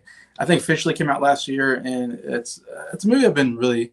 It kind of came under the radar, but it's called A Man Called Otto. But it has Tom Hanks in the lead, and anytime Tom Hanks is the lead in a movie, I'll watch it. So I love Tom Hanks. He's my favorite actor. And so I remember it coming out. I think officially came out in 2022, but I know some people didn't. A lot of people. I don't know if it came out in theaters actually. To be honest, around here, it was kind of a low key movie, not really marketed all that much, and didn't get any Oscar recognition or anything like you might think a Tom Hanks movie would. So I don't know. It's a 2022 movie, but you can say it's a 2023 because probably most people saw it in 2023. It's on Netflix. That's where I saw it. It finally came onto a streaming channel on Netflix. Uh, it was a little more easier accessible. You could watch on video on demand or whatever, but it was a little bit harder to get to. I think if it's on the streaming, then it's a little bit easier for me to get to. So once it got on streaming, I was like, oh, good. I really want to watch this movie. And there's a lot of people that have given it really good reviews. Like Mike from Did You See That? It was like one of his favorite movies, or probably his favorite movie of this year, he would say. Um, and there's been some that really given high reviews. So I've been really highly anticipating this movie, and I was happy to finally get around to it. It's actually what do you call it? It's I'm forgetting the word, but it's a movie that's been done before, whatever you call that. Um, uh, it's a foreign movie that called a man called Ove, I think, or something like that. It's like, I don't know if it's Swedish or something like that. And they made an American version with Tom Hanks, of course, called A Man Called Otto. Hey, got Gareth from Video Tasty. Hey, cool to see you, man. I loved your live stream on Operation Condor with the actual actor that was in the movie. That was like really amazing uh, to see somebody who worked on the Jackie Chan movie and like knew Jackie Chan. That was really cool. It's like, man, you get some really good guests on your show. Um, but yeah, you're welcome. Yeah, definitely check out Video Tasties. He gets really good guests, like some celebrity guests. I think you got Cynthia Rothrock one time, who's like this, major female, the biggest female martial artist like ever. And you got like this guy who did like cinematography on Bloodsport. It's like, it's crazy. It's like, oh my gosh, like those would be awesome to people to talk to. Anyways, but yeah, so thanks, Gareth. Yeah, so Man Called Otto. To be honest, I was not into this movie like I thought it would be, and it's definitely a very movie that's supposed to be very manipulative of trying to make you sad. It's a really sad movie. Tom Hanks plays Otto, who's in his 60s. He's retiring from his job. His wife died, I don't know, not too long before, so he's a widower and he's retiring, and he's a real big jerk. Like the big thing is like he lives in like this community, like this gated community kind of thing, with not gated, but they're kind of secluded somewhat in this community of apartments or whatever and houses, and he's always getting after his neighbors after every little thing, and nobody likes him. He's really just a big jerk. Like I didn't like him at all. Anyways, but he's very sad, of course, and throughout the whole movie, he's trying to commit suicide. There's like 4 scenes where he's trying to kill himself because he's like highly depressed because his wife's dead, and he's retired, and he didn't go through with it, luckily. But it's still very hard to watch those scenes, and it's very sad. Every time he goes through one of those things, it's like, oh my gosh, like here he is trying to kill himself again. I'm like, I'm not really into that kind of movie where you're watching somebody depressed and trying to kill themselves. It's just not a fun movie for me. I could not get into that the whole style. I mean, Tom Hanks is great. He's a great actor. Did not like the character at all. Like he obviously the whole movie, as a movie would be, he goes from a jerk to being a little bit less of a jerk at the end. There's somewhat of a redemption story there, somewhat of the character. Even towards the end, I didn't really like the character. I mean, he becomes nicer towards the end. I will admit, to his neighbors. There's these new neighbors from another country that are actually like coming to him a lot for things, and he reluctantly helps them out. He doesn't really want to, but he helps them out, and so he kind of forms a relationship with this other family, and that helps him get through his depression, I guess. And so he's not so bad at the end, but yet I still just hated him throughout the movie because he's such a huge jerk that I can never get on board of liking him. And throughout the movie, like every time he tries to kill himself, they would go through his whole backstory where they flash back to when he was younger, and they show like him meeting his wife and how they met and how they got married, and they didn't have any kids, and they had kind of a miscarriage thing going on or whatever. And so you kind of go through his whole sad story of his life, and I actually thought that really slowed the movie. I thought the movie was pretty boring. Like every time he flashed back, and it just slowed the movie down, slowed the whole plot down, and it wasn't that interesting, like seeing his backstory, I thought. So to me, it was like, oh, this is like really making the movie more boring. And it's supposed to make you emotional. I never got emotional, though. I know Mike said he was crying, and I think there's some other people, like I think Harry from his channel. I think he said he was pretty sad, and I think he watched it and really liked it. I don't know. I never got sad because I just knew they were manipulating me into being sad, and I was like, okay, I know they're trying to make me sad here, and I don't know, it just wasn't working because I just don't like this guy, and I'm supposed to now feel sad about him. I don't know. I just never got on board with this movie. It was just a very non-fun movie to watch, and just kind of a sad, depressing movie, to be honest. And I don't like those kind of movies, so it just didn't hit with me. I don't know. It hit with a lot of people. I watch movies that make me sad, and I cry during movies, but I don't know. This wasn't one that really worked for me, so I give this a not recommend. A Man Called Otto, even though I know a lot of people like this movie, and I really wanted to like it because I love Tom Hanks, and I don't know. It didn't work for me. I'm sorry. That's just the way it was. But yeah, that's a man called Otto, which you can watch on Netflix if you have that. Um, all right, so I got a couple big ones to cover. I got three more movies to cover here. First, I'm going to cover a Disney Plus movie, which I think is the worst movie of the year so far, and that is Peter Pan and Wendy, a remake of the Peter Pan story. Which we got a million remakes. I get so tired of these remakes. Of course, Disney. The whole thing about Disney is they're doing these live action remakes because they've been making tons of money. So they're remaking every single animation movie they've done in the past. And so now they're hitting Peter Pan, but this one they only did it on Disney Plus. It's not in the movie theater. It's only on the streaming channel. But Peter Pan and Wendy, you just knew it was gonna be. I knew it was gonna be terrible as soon as I saw the trailer. I was like, "Oh, this looks bad," and I don't know why. It's not a movie I was really wanted to watch, but when it's on Disney Plus, it's like it's so easy to watch. I'm on Disney Plus all the time, so I'm like, might as well just check it out. Plus, it's something I can cover on my channel, and so I can go, oh, here's a movie I saw and I can cover. And so I watched it. It took me a couple actually tries to get through it because it was so terrible. Um, but yeah, and like I said, obviously you got the classic Peter Pan animation, Disney animation from I don't know if that's from the 50s or 60s era, 50s maybe. So it's pretty old animation movie. And to be honest, I'm not like a big fan of the. I like when I was a kid, I loved Peter Pan because he was kind of a fun character. He fought pirates and he sword fought, and he's magical. But as an adult, like I just find the character annoying, and he's kind of a jerk character. He's not nice to Wendy really, and the other people, and he's very egotistical. And I don't know, he's not a real good character in my opinion. So I'm not as big a fan anymore of Peter Pan, to be honest, to begin with.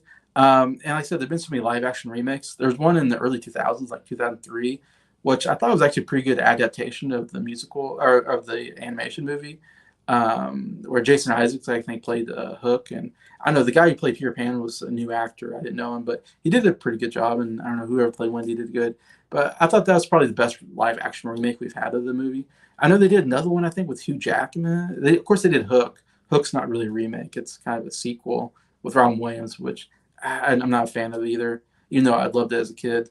But I know Hugh Jackman did one. I think it's just called Pan, and I didn't see it, and I think it really bombed in the theater. I don't know much about it except Hugh Jackman played, I think, Hook.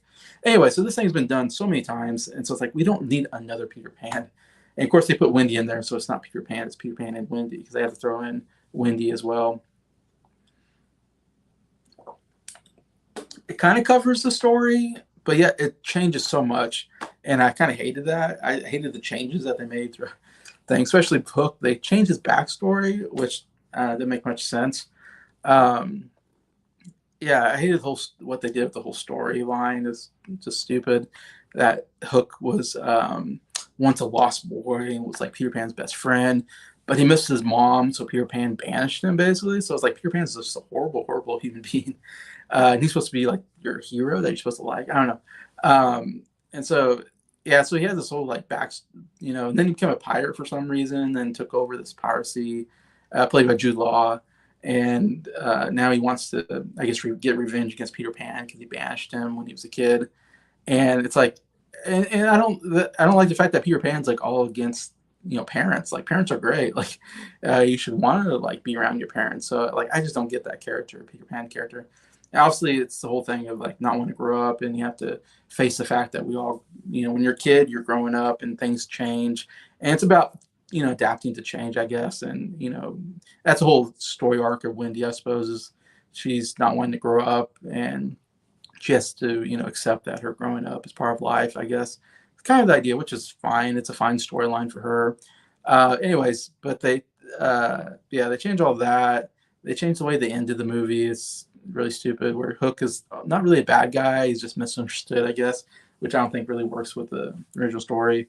Anyways, there's just so many stupid things they throw into the movie. Like one of the worst lines I've ever seen from a movie is, of course, famously he has these lost boys, and they're all these boys who are like Peter Pan. They don't grow up, and they live in Neverland, which I don't understand what Neverland is or how you get there.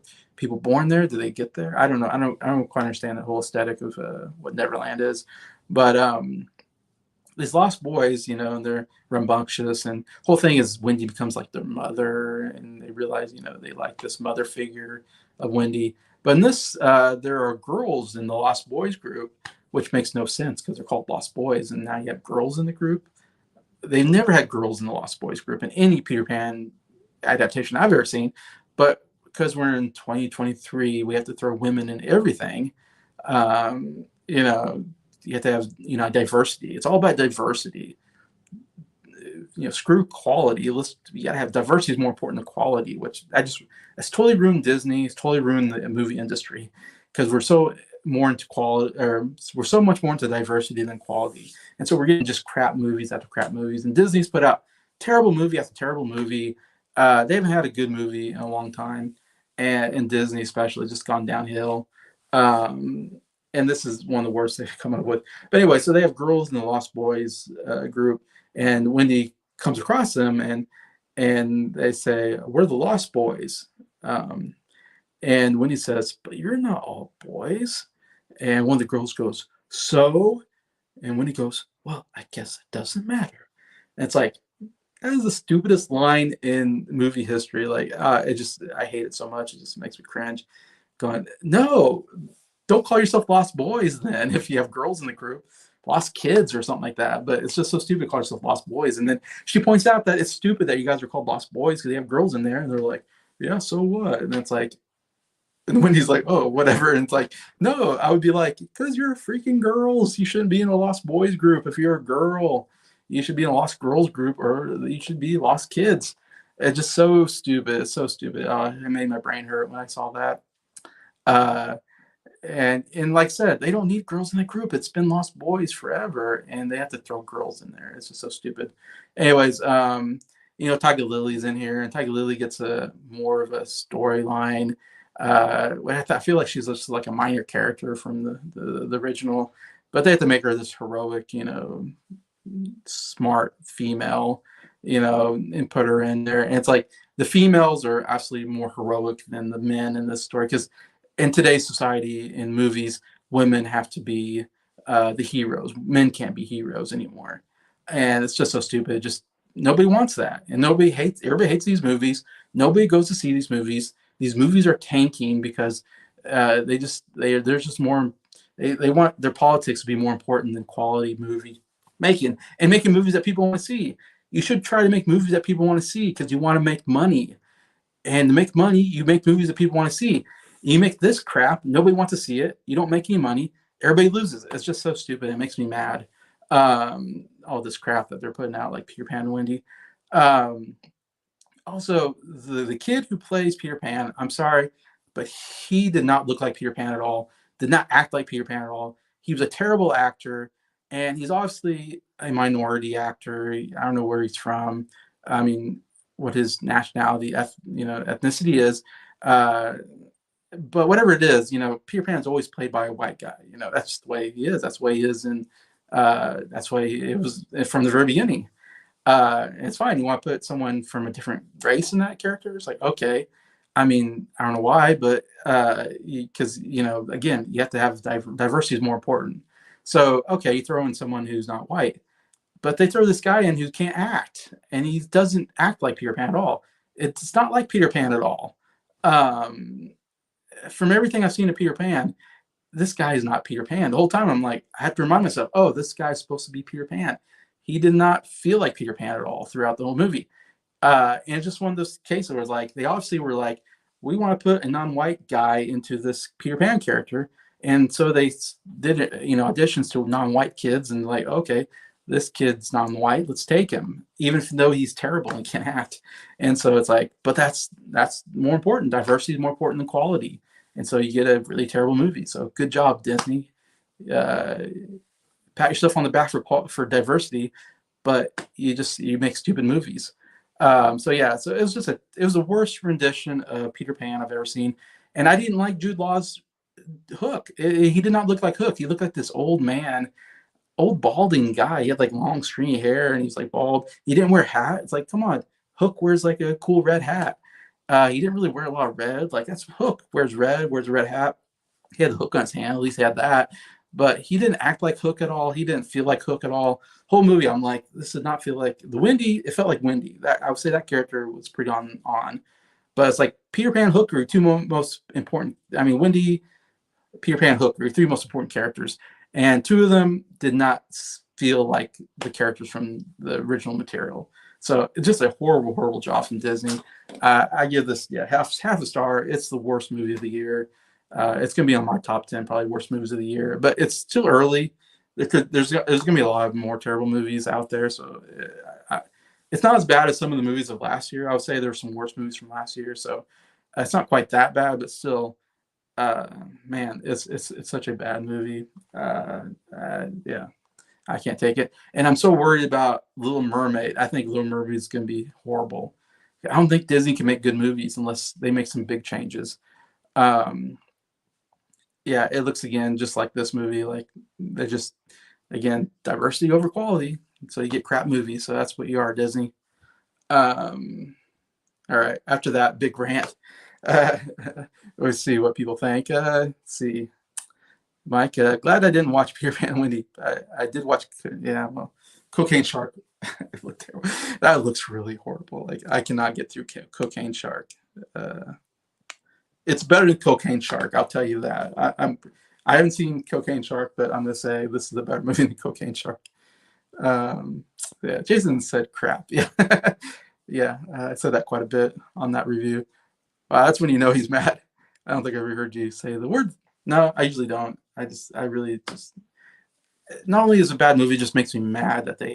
It doesn't have to be a bad movie, but Disney is so stupid and they just can't make good movies because they don't know what good movies are anymore. Anyways, so that's my rant there.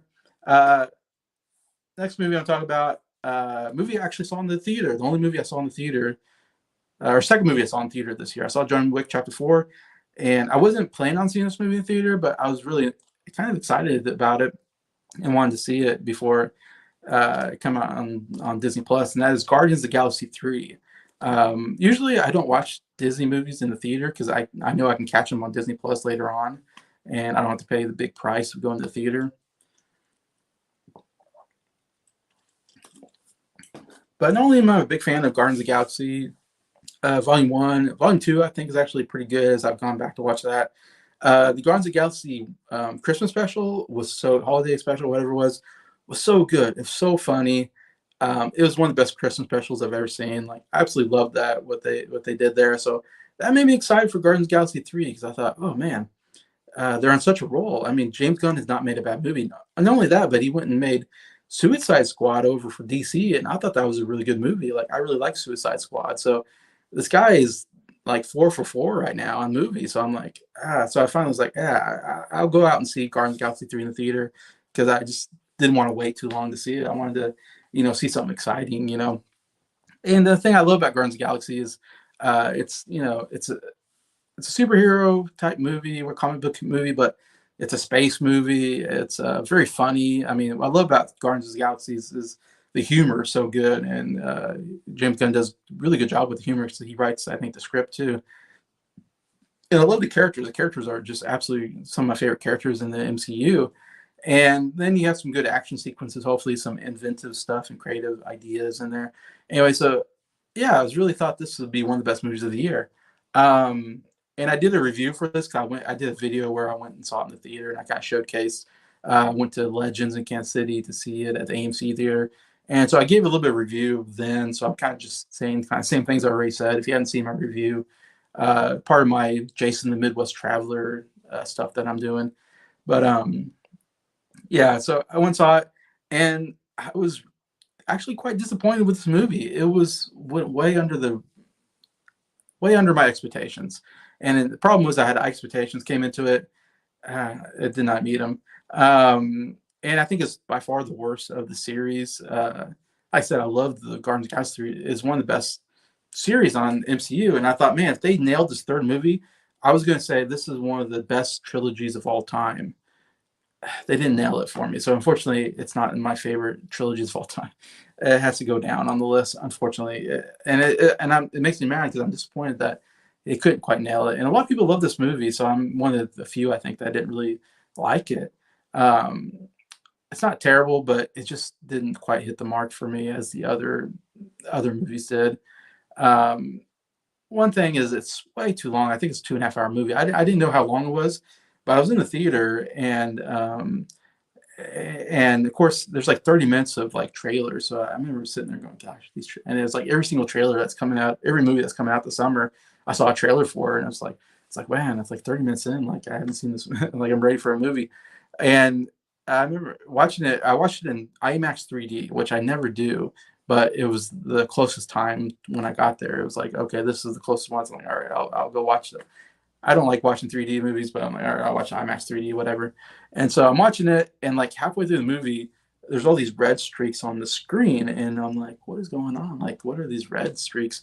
And well, they had someone to come out and go, oh, we were having a problem with the 3D part. And so they had to stop the movie, and we had like a 5 minute intermission. And then they had to go back 5 minutes into the movie and restart it. So I only, had to see like 5 minutes again. And I just, anyways, but that kind of sucked, having to like, oh gosh, like we had to stop the movie now. Something's not working. Hopefully they can get back together because I don't want to walk out of this movie only knowing half of the story. But yeah, yeah, but anyways, I remember when I got out of it, just feeling like, man, I feel like I was in there for like 3 hours at least. And I felt like, man, my whole day's gone. Like I felt like I was in this movie forever. So it felt way too long of a movie. Like I wish it was cut down another 30 minutes or something like that and just make a 2 hour movie. I think you cut out quite a bit out of the story and make it a good 2 hour movie, maybe. Yeah, way too long. Um, and my hot take on it is I did not like the whole movie is it's on Rocket. It's Rocket's movie. I don't know if they Star Lord's usually the star, but I feel like they really concentrated on Rocket's story, which we kind of knew this going in. All the trailers and promotion is on Rocket, but Rocket he gets hurt early in the movie. I'm spoiling a little bit of the movie, but he gets hurt and he's kind of like dying, and so they're going to try to figure out they have to find this code to or something. So that's the whole mission is they have to go find this thing so they come back and save Rocket. So the whole thing is just to save Rocket. That's basically the whole plot is trying to save Rocket. So it's kind of a simple plot in some senses. Like I didn't like that. But anyway, so Rocket really isn't in the movie hardly in some senses. In some senses, the whole movie's about him. It's weird to say that, but because most of the movie is his flashbacks when he's like when they first take him as a raccoon and put stuff in him and make him this intelligent being raccoon thing. And he's done that by the villain, of course, of the movie is a high evolutionary who experiments on animals like that. So he's a lot of animal experimentation, a lot of animal cruelty, which is not fun to watch. And I think that really hurts the movie and makes it more of a sad movie compared to the other ones. It wasn't fun. Like I didn't laugh as much during the movie. I didn't come away going, wow, I had a fun time. I just kind of going away, wow, that was kind of depressing. Again, so I didn't think that worked. But anyways, they did a lot of flashbacks to Rocket growing up, kind of, and he becomes friends with these other animals that are also experimented on. And so you just feel terrible for these animals that get experimented on, and because they're cute animals. And and knew when you watch it, I'm not gonna spoil exactly, but you just know it's going to end tragically, and it does. And from the very beginning, I just watch it going, oh, this is going to end tragically. They're building this up. And so I never got sad. Like, I know a lot of people are like, oh, I was really sad and I cried or all this stuff. Like, I didn't feel sad or I didn't cry because I just knew from the beginning, like, okay, they're manipulating me to be sad here. And I just know what they're doing. And when the tragic moment happens, I'm like, okay, I knew that was coming and it didn't really affect me. And like it probably should have. And there's so many flashbacks of Rocket. And I thought they were boring, and they slowed the movie down and they stopped the plot. Like the plot's moving, okay, flashback. And then now we got to go back to the plot, and keep it moving. So every time I went to a flashback, it just totally stopped the movie for me. And I just did not like the flashbacks. And now everybody says the flashbacks are the best part of the movie. So I'm like the opposite. I'm like the one person out there that's going to say, I would have done without all the flashbacks. I didn't need any of them. I mean, I wouldn't say that. Like maybe do 1 5-minute flashback and that'd be it. Like I didn't need a bunch of flashbacks. Anyway, so Rocket, but the Rocket that we know and love is barely in the movie because he's like on his deathbed throughout the movie, and you just seen flashbacks of him as younger. I think that could have worked like as a Disney. I was thinking I would have watched it as like a Disney Plus show. Like, hey, let's see Rocket's backstory on Disney Plus. Like, I've been like, okay, that'd be interesting. But to throw it in this movie so many times, it made the movie longer. The movie's slow moving at times. It's boring at times, especially in the middle, and even towards the end. Just too much stuff was going on, and I just like, oh my god, like there's so much like even from the very beginning, it was like, okay, this guy slowly walking to this cage of raccoons, slowly goes in, grabs a raccoon, pulls him out. We look at the raccoon for a little while, and then we start the movie. It's like, I don't know, there's all these scenes like that where it's like people just slowly walking to destinations, and we're gonna stare at these animals, and we're gonna do this and that. And I'm just like, let's get going. This movie's taking too long. It's slow, it's boring. Like, let's get going. This should be a fun action movie. Anyway, so I was just kind of like man, like this is really missing the tone of the that should be like the other movies were. And I don't know if, and I always wonder, like, it's because it's been so long since the last one. I mean, it's been because they had to do the they had to do what's it called, Infinity War, Endgame, which they were in, and then they're barely in Thor: Love and Thunder. So they were in, and they did the Christmas special. So they did little stuff here and there, but we haven't had a Guardians of the Galaxy movie for a long time, like 2014 or something. So I mean, it feels like we've had forever since we had a Guardians of the Galaxy movie. So I don't know if it's just we're rusty. James Gunn doesn't know how to make a good Guardians of the Galaxy movie because they took too long. Because when you make a movie series, I think you need to make them really short within each other to really uh, keep that, that chemistry together. And when you wait too long, somehow you miss that chemistry. And so I think he waited too long to make another Guardians of the Galaxy. Of course, he got fired and he went off and made Suicide Squad, so that hurt the whole thing. I think that's what ruined this movie, is him getting fired, going off to Suicide Squad, and then coming back. And he kind of made this movie just to finish the series, and so he can move on to DC. And he's not a fan of Marvel because Marvel fired him, and so I don't think he cared about this project as much as the other movies. And that's just me saying that. I might be totally wrong, but that's my feelings. Like, he just didn't care. He just wanted to go on and do DC stuff. So he kind of did a half-assed job on this Guardians of the Galaxy 3 movie. And obviously he it's his baby. He created this movie, this series. And so I know he wants it to be successful. He wants to do his best on it. But I don't know, back in my mind, I just think, something was wrong there with James Gunn. He just didn't quite have it like he did with the other movies. And I almost want to feel, but I think the movie did fairly well. I don't know if it did. I don't think it did as good as the other movie. So again, I think it kind of misstepped a little bit with the whole animal cruelty part of it. I kind of think it really hurt the movie. Um, and just how long it is and slow moving it is, I think really hurt it. So I almost want to, part of me feels like he sabotaged the movie because he's going over to DC. He's going over to the rival, like, it's Marvel and DC. So he's going over to the rival company. So I almost feel like he's sabotaging this movie so he can go off in DC and make better movies or something. I'm sure I'm totally wrong on that. I'm sure he wanted to make a good movie, but part of me is like, something is wrong here. It just doesn't feel like the Guardians of the Galaxy of the other two. Something's missing. Like I said, it just wasn't as funny. I still think Drax and Mantis are my two favorite characters. Like, I love those two characters. They really came alive during the Christmas special because it was all about them two. And they are so funny together, like this really great comedy duo. And I just really love Batista lately. He's been doing some really good work with Knock at the Cabin and Glass Onion. I thought he was really good. And so I like to see more Batista, actually. And yeah, I'm going another rant. I know. When I get to a movie I don't like, I just go off the rails a little bit. Not say it's a terrible movie, but it's just I'm just disappointed, and I hate being disappointed. That's the only problem with it. But that's the only two characters I liked, really. Star-Lord was not a fun character. Like, he's usually a great character, but here he's just kind of sad, whiny, depressed all the time. It was just not a good character, and that's just so sad because you got Chris Pratt, one of the biggest actors out there. I mean, I'm going to talk about the other movies he's in. He's in two of the biggest movies of the year. But I thought it was just, I don't know. I didn't like what they did with Star-Lord. Rocket, I love Rocket. He's barely in the movie, so I hated that they barely got him in the movie. Groot's okay. He doesn't do a lot, I don't think, but he's in there. Gamora, I absolutely hated that character. I really, really hated what they did with that character. And that character was fine during all the movies. She's, good love interest to Star-Lord.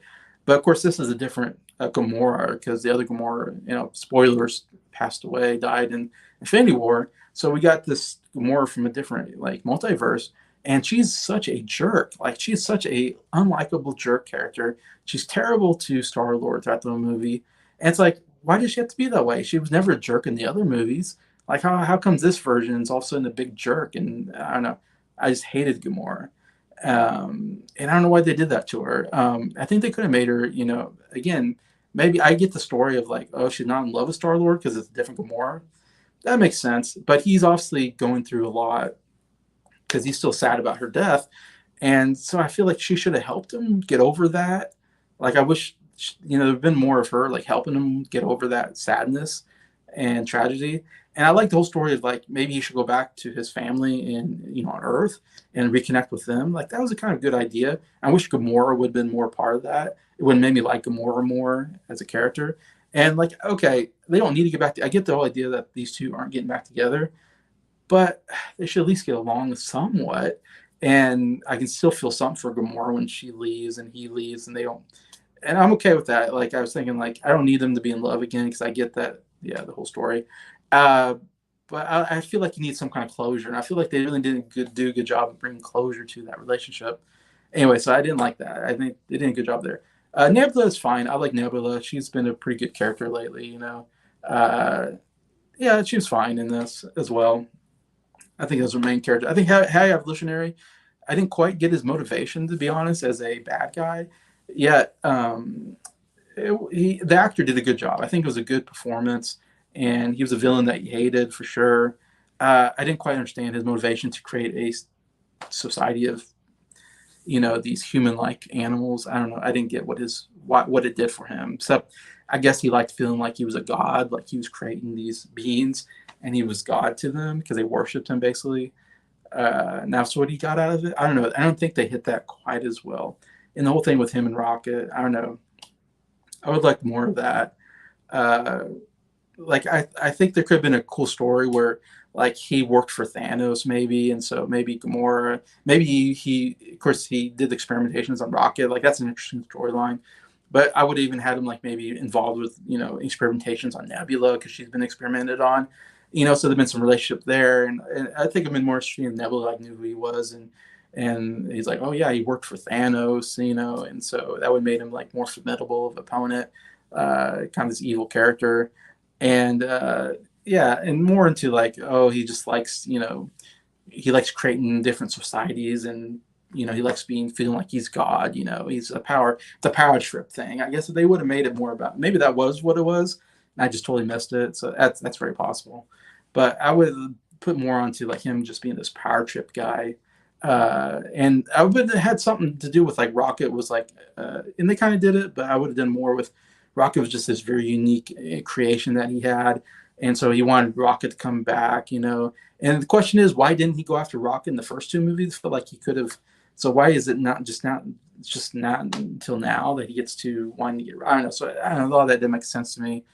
Um, Another thing, I loved what's his name, the guy that's from that Gold Society. He's got a gold color. Now I'm forgetting his name, but he's like Adam Warlock. I really liked Adam Warlock. I thought he was a great character, and he's barely in the movie. Like I could have used more Adam Warlock.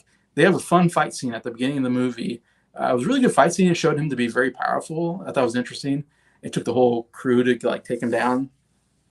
And he was a funny character because he was like a teenager, basically with these powers, and so he didn't really know how to use them in the right way, and he didn't know how to really, he had kind of immatureness to him that made him kind of a funny character, and all that. And he just kind of followed his mother around, and so I don't know. I love that character. I could have used more of that character, and they obviously, yeah, he's kind of supposed to be a villain, but he's not exactly a villain kind of thing.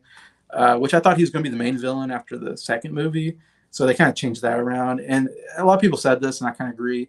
They kind of just shoehorned him into the movie. Like he probably wasn't needed, but they teased him in the second movie, so they feel like they had to put him in this movie.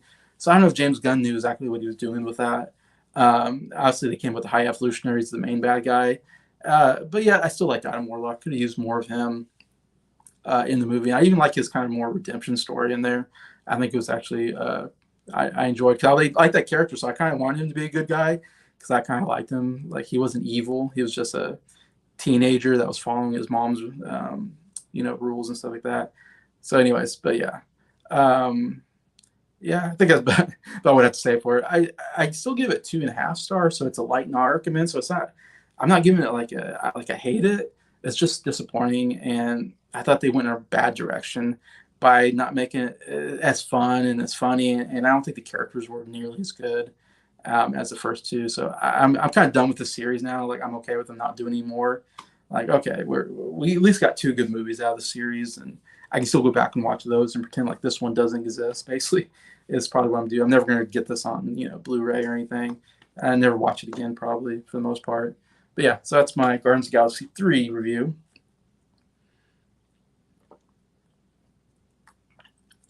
I'm almost done with the water, so I'm almost done with this live stream. I'm at 2 hour mark, so had a lot to say there, a lot of rants, but I'm gonna end it on a positive review. I wanted to end it on a positive review, and so I'm gonna end it on. I got around to seeing Super Mario Brothers movie or something like that. It has a weird title to it. I just call it Super Mario Brothers, but I think it's like Super Mario's movie or whatever. The biggest movie of the year so far. It's an Illumination animation movie based on the video game Super Mario Brothers. And this obviously, everybody was anticipating this movie so much. It was definitely one of the biggest anticipation movies from a lot of the people that I talked to. Everybody was excited about this movie. Obviously, it's based off of a big property. I mean, the biggest property of video game world, Nintendo. It's the face of Nintendo, Super Mario Brothers. And I've been playing Super Mario Brothers since I was a little kid, starting off with Super Mario World, or is it Super Mario Brothers from the Nintendo, with a fun, I think I even played it in the arcade back in the day. And I know I didn't have Nintendo, but I had friends who had Nintendo, and I used to play that game. Super Mario 2 and Super Mario 3. Super Mario 3 is a really, really good game. Probably the best game on Nintendo. Then when I got Super Nintendo, first game that came with it was Super Mario World, which I still love to this day. Really great video game. And then when I got Nintendo 64, I got Mario 64 was my first game. Love Mario 64, one of my favorite games of all time. And then they've done some other ones on like Mario Galaxy 1 and 2 and Mario Sunshine. And I haven't played the one on the Switch. Is another one. I forget what it's called.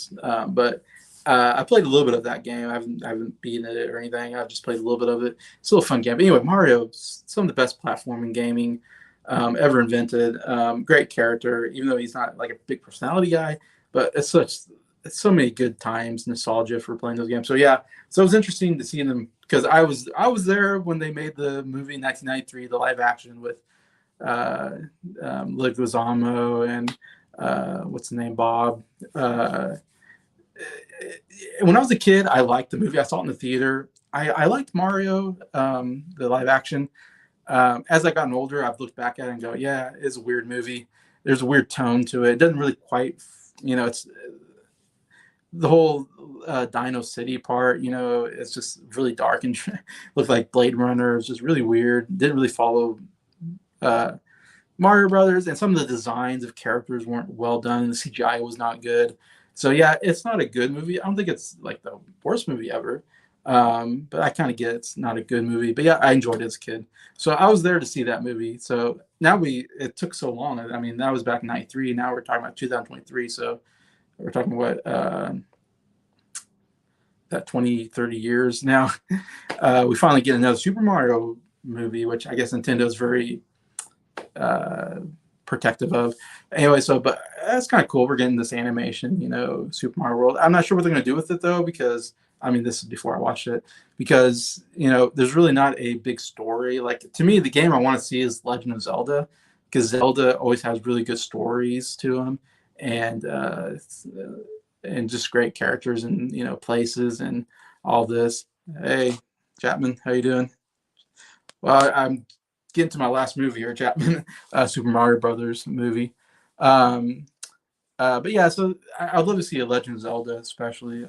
That's a movie I really hope they get to. But anyway, so Super Mario Brothers is kind of hard because there's not really a storyline in the video games. So I was a little hesitant. I didn't see this in the movie theater just because I didn't want to be disappointed, and I was a little hesitant about the movie, even though the trailers didn't really excite me. Like when I saw Super Mario Brothers trailer, it was like some of the jokes didn't land for me in the trailer, and I wasn't sure exactly about the storyline. and I thought, oh, this I have a bad feeling this is gonna be like a bad story, and it's not gonna work, and the jokes aren't gonna work, and so I just had kind of a bad feeling about the movie, so I kind of kept arm's length. But everybody saw it, and everybody like gave good reviews. It did gangbusters. I mean, a huge, huge movie. It's gonna make like $1 billion, and I'm sure in the box office if it hasn't already. Um, so I've really been almost a surprise. I mean, even though people anticipated it, I didn't know it was going to be this big.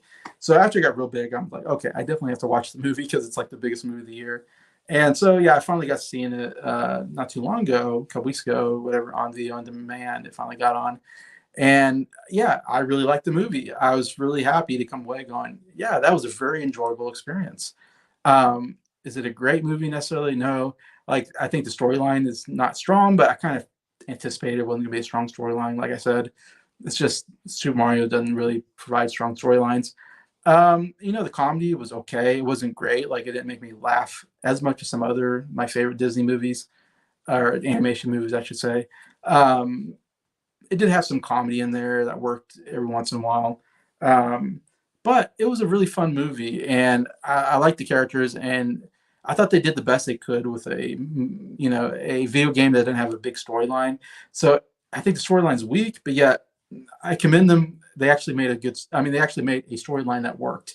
So it's like, okay, the story worked, not great, but I think it was hard to make a storyline. So I like commend them. Like, you got a storyline that was serviceable. So it's like, okay, that's fine. I wasn't expecting the best story ever, but yeah. And so the characters are good. I think the animation was great. Love the animation, and I just think it really played on my nostalgia. I think that's what I liked about the movie so much. Is there's scenes and there's different characters that would pop up, and I go, oh, I know that character because I played the video games. Or like Donkey Kong shows up, and they play the Donkey Kong rap that's on Donkey Kong 64. I was like, oh, that's the rap because I played that game and I know that rap that Donkey Kong does. Like, I love that rap. So I was like, I got excited. I'm like, oh, like I love that. And every once in a while, they're throwing like some Mario Brother tunes in there, and I go, oh, that's from Mario. Like, I love that song or that tune. Like Bowser plays the dun dun dun dun dun dun dun on piano. And I'm like, oh, that's cool. That's like a tune from Mario. Anyway, so the nostalgia factor is way up high on this movie, and that's what really made it enjoyable for me. Is just go, oh, like I recognize all these characters and these different music cues, and anyways, so that was really great. I think the action was done very, very well. Like the best part of the movie is anytime there's an action scene, it is done so well and is really fun. There's a scene towards the beginning that I really liked where they're just getting to they're plumbers and they're trying to get to this person to do the plumbing, and so they're running through this neighborhood, and they put it on the side like it's a side scroller, so they made it look like original like Mario side scroller, and Mario's like jumping over things, and it looks like the game where he's platforming, jumping on things. Anyways, and then there's this restaurant like called Castle Burger, and of course at the end of Super Mario Brothers, I think it is in Super Mario World, he always ends with him like jumping onto this flagpole and going down, and then he goes into this like little castle, and they play the song. Anyway, so there's a moment where he jumps onto this flagpole, and there's this castle called Castleburger, and he slides down the pole, and I'm like, oh, that's a reference to Super Mario Brothers. Like I thought that was a real fun whole part of it. Of course, later on, he meets Donkey Kong, and they have a kind of a battle, Smash Brothers thing, which I'm not big on Smash Brothers, but they bring in the Donkey Kong and all the Kongs, and of course Donkey Kong is Seth Rogen, which I thought really took me out of the movie. Like my big negative on the voice acting was I didn't like Seth Rogen as Donkey Kong because it just felt like Seth Rogen, like he didn't try to change his voice at all. Like even though Chris Pratt was doing Mario, Charlie Day was doing Luigi, like I recognize their voices, but yeah, I felt like they were trying to make it somewhat different, so it didn't take me out of the movie. But when Seth Rogen shows up at Donkey Kong, it was like, okay, like it's just Seth Rogen. He even does the Seth Rogen laugh, so it's like, okay, that's not Donkey Kong, and it just didn't feel like Donkey Kong to me. So I was like, to me, that'd be one of the big negatives. Is just I just wish they got a different actor that made it sound more like what I think Donkey Kong would be. Also, there's a Cranky Kong who's I think that's his father. I think it's his grandfather in the video games is like Cranky Kong. Maybe that's his dad. But Cranky Kong, the whole thing about Cranky Kong is he's just this old guy in a wheelchair, usually or old ape, usually in a wheelchair in the video games, and he just always insulting Donkey Kong. And back in my day, he's doing those old man rants. Uh, in this, like, he didn't sound like an old man at all. So I was like, wow, I thought that was bad voice work. Whoever did Cranky Kong, I was like, he didn't sound cranky enough. Like, he needed to up the old crankiness of the character to really fit the character. So I think that was a little off, the whole Kong stuff. And the whole battle thing didn't really make sense to me, because it's like, oh, you're going to battle my son, and if you win, then we'll help you. If not, then we won't. Uh, but we're going to give you power ups so you can beat my son. I was like, that part didn't make sense. Like, why would you put power ups to give the other guy a chance to beat yours? Because obviously in a one-on-one battle, Donkey Kong would beat Mario easily, and he does basically. But the only reason why Mario wins is because they throw in these power ups all over the place, so he gets the right power up and uses it to defeat Donkey Kong. So I'm like, if it's me, I would not. If I was having a battle on my home turf, I would not put power ups around to help the other guy beat my son or whatever. Like, that didn't make sense. But it's supposed to be a fun scene, whatever. I'm thinking too much about it. Uh, and then you get the Mario Kart part, of course, where they go on Rainbow Road and they all have their carts. That was a really fun scene. Like, I really like that. Again, another good action sequence where they get attacked, and but they're throwing shells. If you play Mario Kart, you're like, oh, there's the shells, there's a banana peel, all this stuff. So that was a real fun scene. Again, love the action sequences. Then I really like at the end when he has to go fight. Bowser kidnaps Princess, and one thing I didn't get is like the whole motivation of Bowser, who I think that was Jack Black did a great job as Bowser, but his whole motivation was that he was in love with Peach, whatever I think it is, Princess Peach. And I don't know if he was ever in love with her in the video games. Maybe there was a storyline there, but I thought that was he usually always kidnaps Princess just so he can get Mario to come and he can kill Mario. That's his whole motivation, is he wants to kill Mario, I think. And so he, wants to kidnap the princess as a hostage, situation. But here he kidnaps her because he's in love with her and wants to marry her. I thought that was a weird storyline, because he's a big turtle and she's a human. Like, I don't know. I'm not really into this whole interspecies relationship thing. Like, I don't know how that would work. I don't know. I don't want to know how that works. And so I don't get how that relationship would work at all. And why would Bowser be attracted to a human female? That stuff doesn't make much sense to me. But again, I'm thinking about it too much, but that's my thoughts on it. Like, I didn't care for that storyline.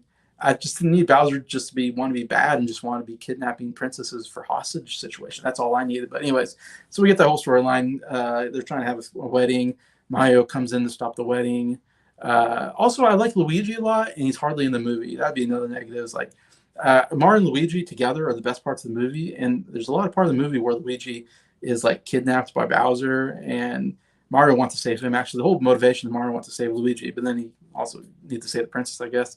But yeah, so I wish there was more of them together. That's the only thing. If they make a sequel, I hope they keep those two together, because I thought they worked really well together. But anyway, so he goes and rescues them, and there's a big battle, and it's really, really good scene. Like, when he has to jump up to again, it just reminds me of good old like Mario 64 platforming, him jumping up and hitting things and trying to get to the ship. I really enjoyed all that.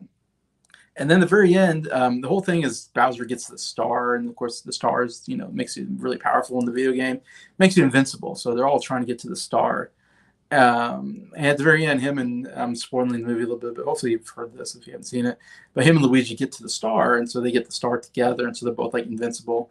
And it is such a great scene where they got the star thing, they're glowing, from the star power, and they're just starting to wreck everybody, and they're getting to these fights and with all the bad guys, and it is a really fun scene.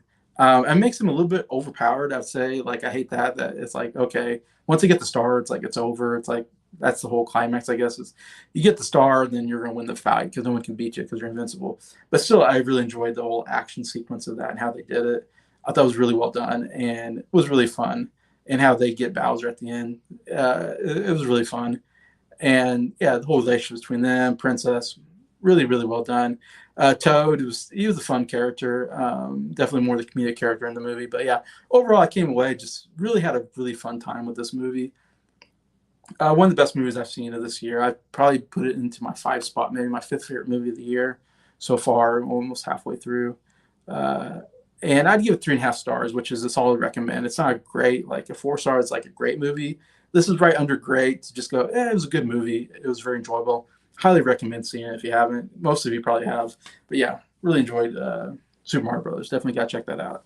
Anyway, so that's the last. I know I went over 2 hours and 15 minutes, mainly because I had to go on some big rants here. But hopefully that was enjoyable. You get to see me get upset. Maybe that's an enjoyable thing to you, like Mike likes that. So anyway, but thank you everybody for commenting in the section. Everybody that's going to watch this afterwards, I appreciate you guys.